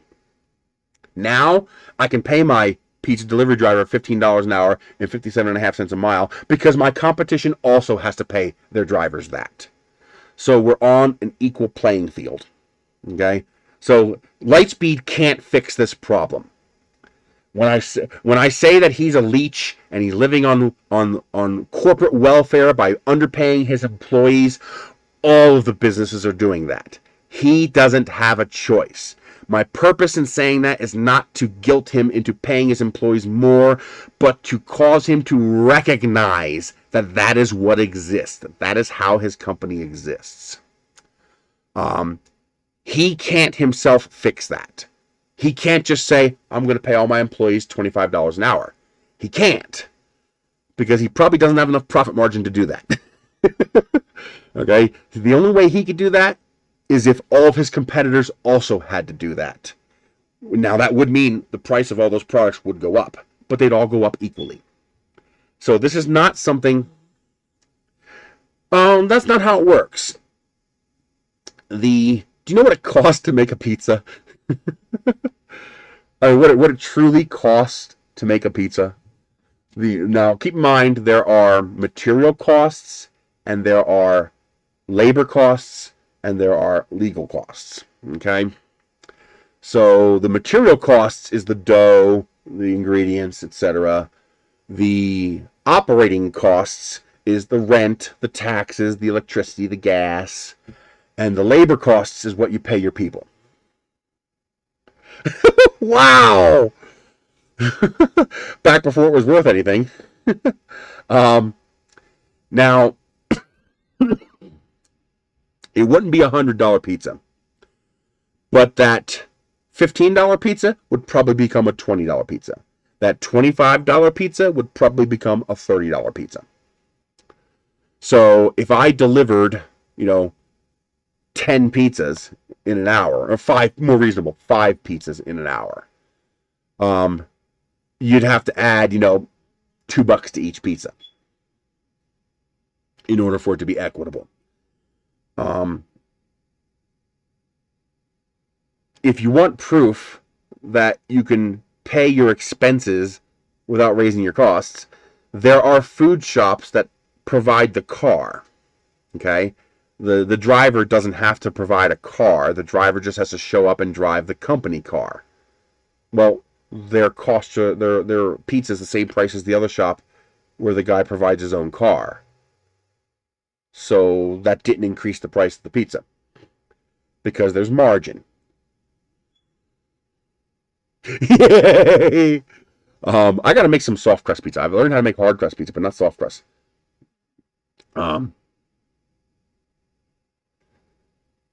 See you later, Mr. Maker. I'm getting ready to leave anyway. In 10 minutes, we gotta leave to go get these shots. It's about a 15-minute drive to get down there. Here's the other thing that people don't realize. If increasing the cost of your labor puts your company out of business, then that just means your company was never viable to begin with. Because paying people less than a living wage is theft. You're stealing their income to pay them less than a living wage in order to make your business viable.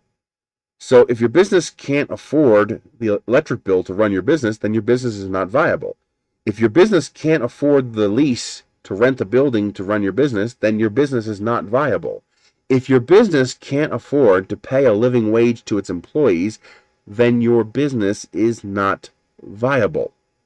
Your business is a failure. It exists on welfare. So maybe some of those businesses shouldn't exist. But what I think you would find out is that capitalism would assert itself.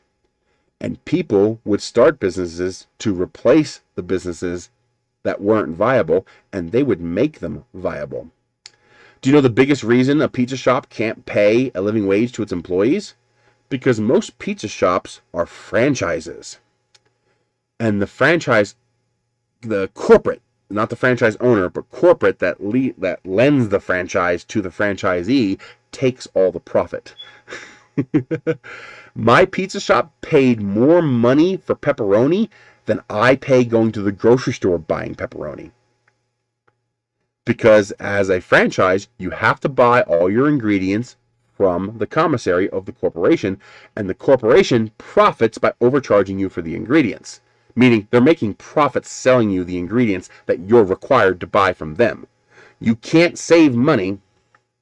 Yes, all jobs are supposed to provide full income for a family. All jobs are supposed to provide full income for a family. A living wage. That is the point of the Minimum Wage Act when it was created. Was to create a living wage. That no job should exist that a person can't survive on. No job. If you have a job that can't pay a living wage, your job should not exist. Do it yourself. Go read the goddamn history. Go read it yourself.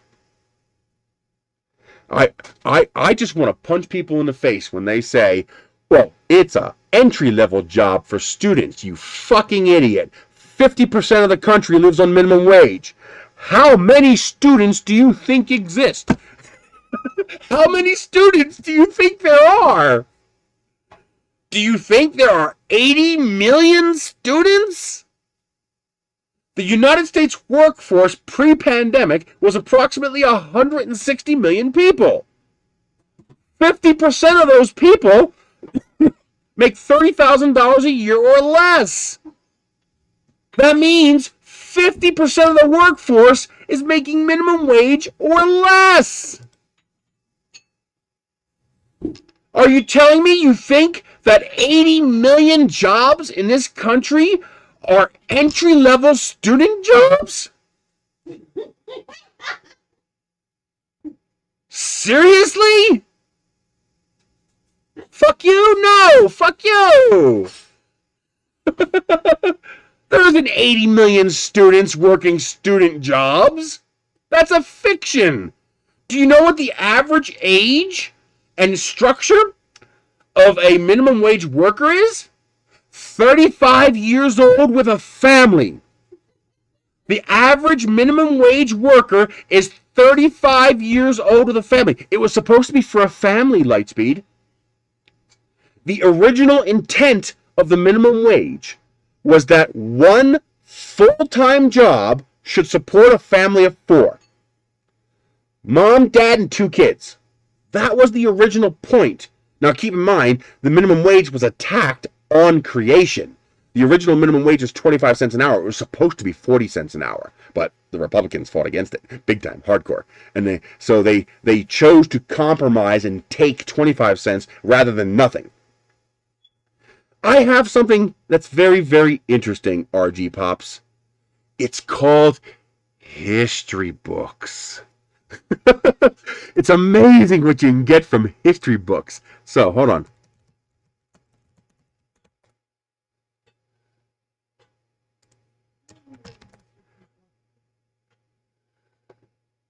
I'm going to read the history for you.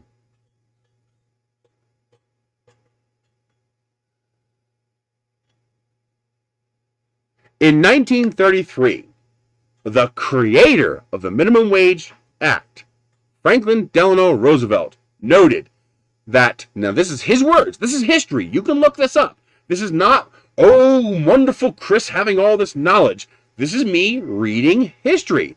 These are the words on the national address from Franklin Delano Roosevelt. No business which depends for existence on paying less than living wage to its workers has any right to continue in this country. That's a direct quote.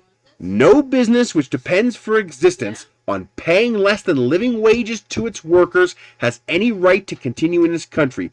By business, I mean the whole of commerce, as well as the whole of industry. By workers, I mean all workers, the white-collar class, as well as the men in overall. And by living wage, I mean more than a bare subsistence level. I mean the wages of a decent living. Those were his words. The one who created the minimum wage. Those were his words.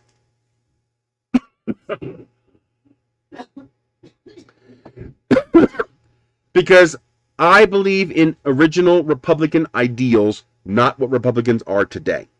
I believe in small government. He created it!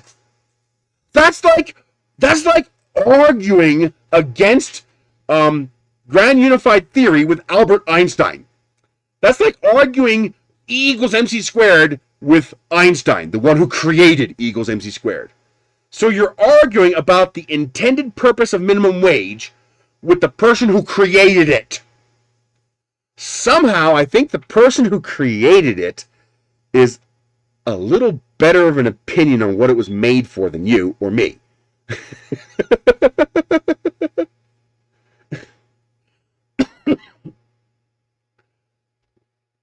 You have no clue about economics, or you would understand how 0.1% of the population can hoard 90% of the wealth of the country. You think that's by accident? You think that's by economic theory? No, it's by massive manipulation of the entire system.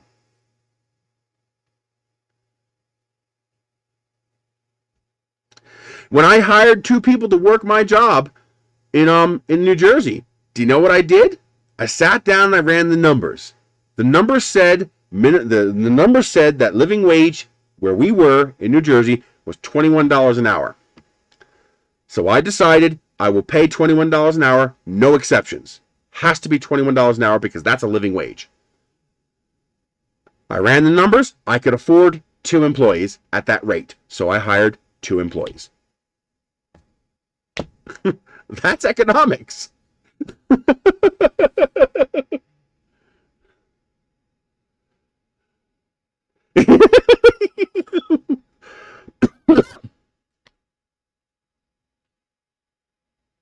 You keep saying full wages. We're not talking about full wages, Travis. We're talking about minimum wage. We're talking about enough to survive on, to have something of a life. You're not going to have luxuries. You're not going to be able to go eat caviar and lobster and steak. You're not going to be able to go on vacation every 6 months. You're not going to be able to. It's minimum wage. I mean, if you want more than that, you're going to have to try to get more than that.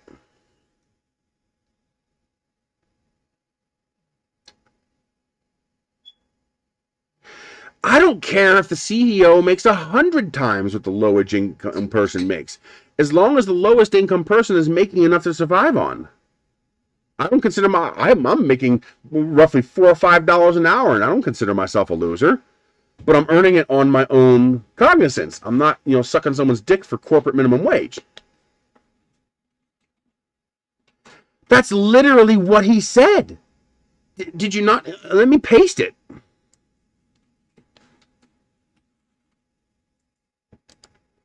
Don't take my word for it. Read what he said. Oh shit, it's too big. I am limited to 200 characters per cut. So you got that part. I can't post the whole thing. It's too big.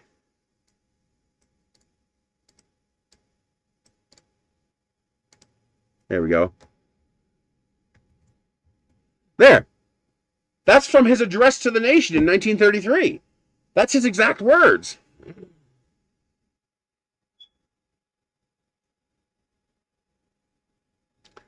Now, again, it's important to recognize Lightspeed can't fix this problem. It's not his problem to fix. He exists within this system, and he has to operate by the rules in this system. He can't change that. But it's important that he recognize it does need to be changed. And if that means he makes less profit, then he makes less profit. Your electric bill goes up. Do you have the right to go to the government and say, take your police with guns and go make that electric company charge me less? No, of course not. That's preposterous. Does he have the ability to force the landlord to sell him the property cheaper? Of course not. That's preposterous. So why does he have the right to force the employees to take less than a living wage? To take less than their cost for their labor?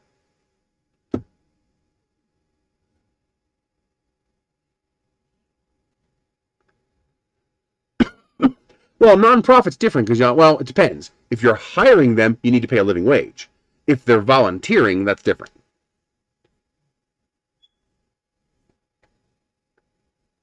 Whether you're nonprofit or not doesn't make a difference at all in that regard. If you want an employee, you need to be able to pay the employee. But no, they can't, because that's the minimum wage.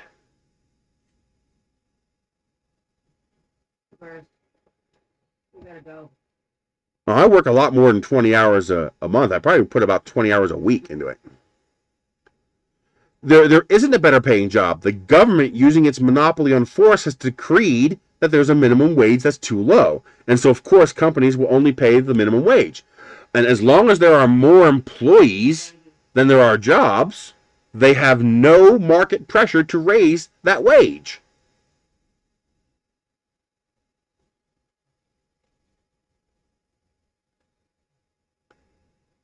Well, I used to make $1,200 a month. Back in Pennsylvania, I made $1,200 a month. Ever since the pandemic started, not even close. Right now, the two of us are living on about $600 a month. Part of that is pandemic. You can actually see where my income dropped by like 80% the very next month after the lockdown started. And part of that is I'm just fucking things up.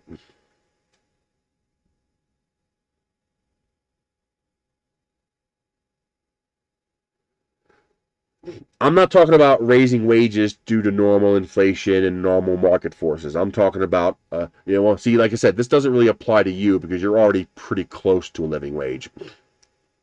Also, I don't know if you have general jobs or if your jobs are specialized jobs. If your jobs are specialized jobs, there's a totally different dynamic there. Some people can climb out, but not everybody can. There isn't enough jobs. Saying work harder. Now remember, we're not talking about an individual here. I could right now stop doing this and go get a minimum wage job here in town and make more money than I'm making doing this. But I like doing this. Yes, actually, we got to leave momentarily because it's going to take us 15 minutes to get there.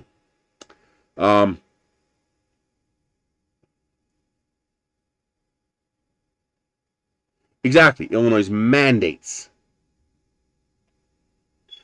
And of course, they have to raise their prices. There's no problem with that. That's why simply fixing the minimum wage isn't enough. We also have to fix the cost of living. We have to change taxation because the way we do our tax system can't work. We have a very parasitic tax system. There's no magic wand that you can wave and fix this with a single decision. The entire system needs corrections all over the place. We have to end direct taxation.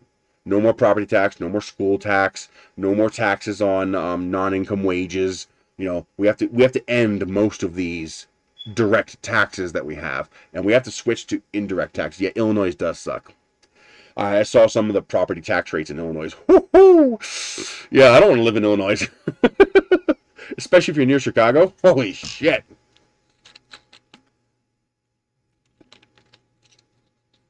Makes my $8,500 tax bill in PA look like jump change.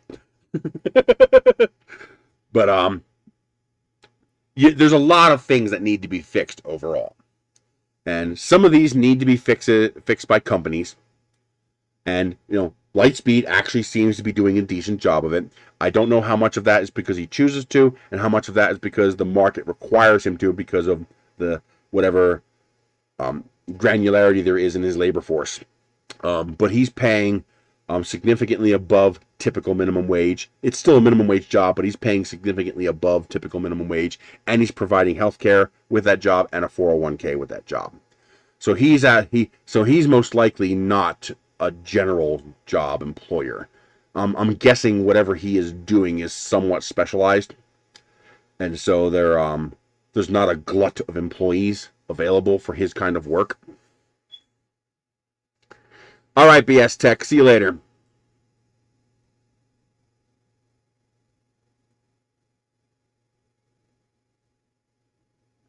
Jesus, tripods. That's hard shit, man. Good for you for doing it. So I don't know what the labor force for Lightspeed's jobs are. I'm guessing he's not hiring people off the street. I'm guessing his people have to have a resume to be able to perform whatever the job is he's offering, which means he can't leverage minimum wage completely. He can't say, well, you could take the job or I'll hire the 10 people behind you. There probably isn't 10 people behind the guy who's coming in, which means market forces apply, and he has to pay enough to entice those people to his job. McDonald's doesn't have to do that. And yet, someone has to work the McDonald's. Well, so many people. Well, first of all, that's a fiction. That's a fiction created by Republicans and Democrats in the mass media that make you think people don't want to work. Most people actually get bored when they don't have work. This pandemic should prove that. There are so many people who are just bored out of their fucking minds with this pandemic, and they can't wait to go back to work. But the government wouldn't let them.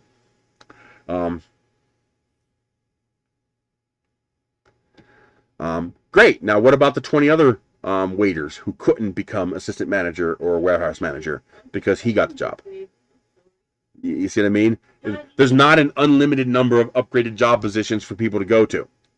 When you have more jobs than people, then yes, wages naturally go up and you can upgrade your status in life. But when you have more people than jobs, no matter how hard you work, some people aren't going to be able to make it.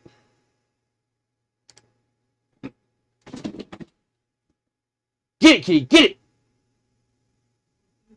I don't know. He's playing with the styrofoam. I put it up there because I couldn't get by.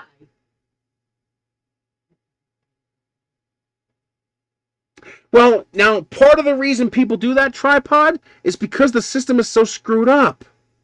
I mean, okay, look at a person living on SSI.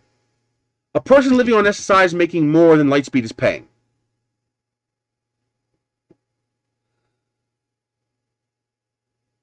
General, what kind of job is it?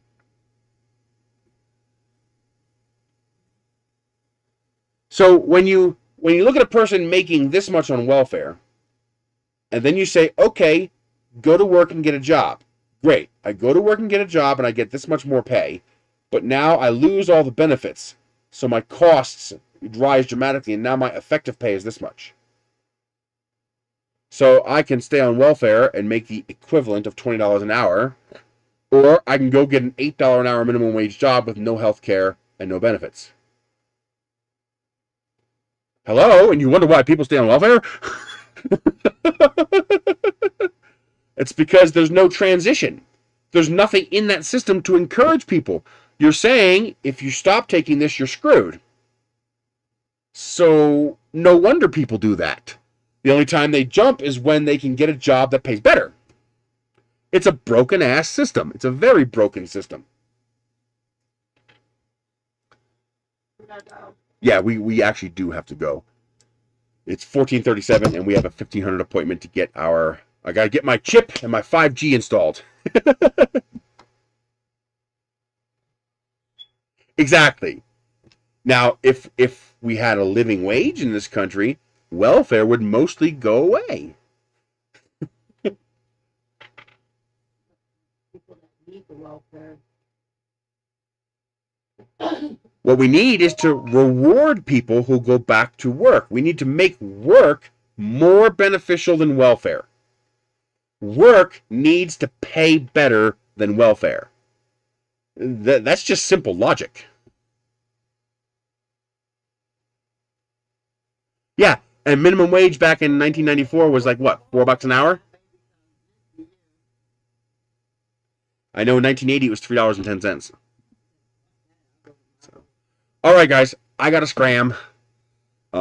Next week we're going to play with the CNC from Creality Comgrow, and we're not going to talk about this shit. Maybe I'll do a live stream on the other channel and we can talk about this shit, but on project days we got to do this and nothing else. We can't be playing this BS with the politics all the time. Oh, shout out. Hey, where'd it go?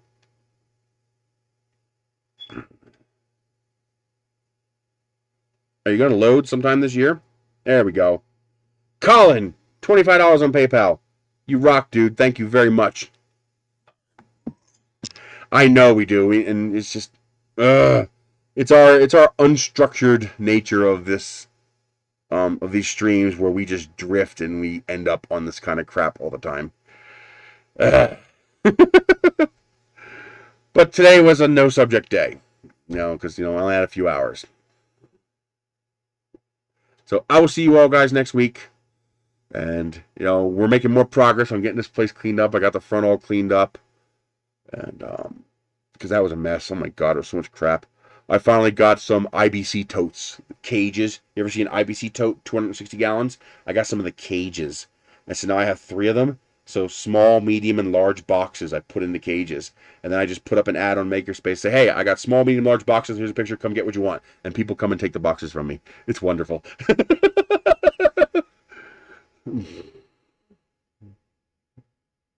Yeah, no doubt. No doubt. People are very polarized about that. So, all right. I will see you guys next week. Thank you very much for joining in. I will see you critters later. Well, it just needs to be in the right place, Travis. So I'll start another stream on the Mind of Nerdy's channel for that, and we can just go crazy on politics on there. And the people who don't want to talk about that can go there. So the people who come here for the 3D printing can just have the 3D printing. So, it is important to talk about it, but it's also important to separate it and not make everything revolve around it, because that's not good either. All right, see you guys later.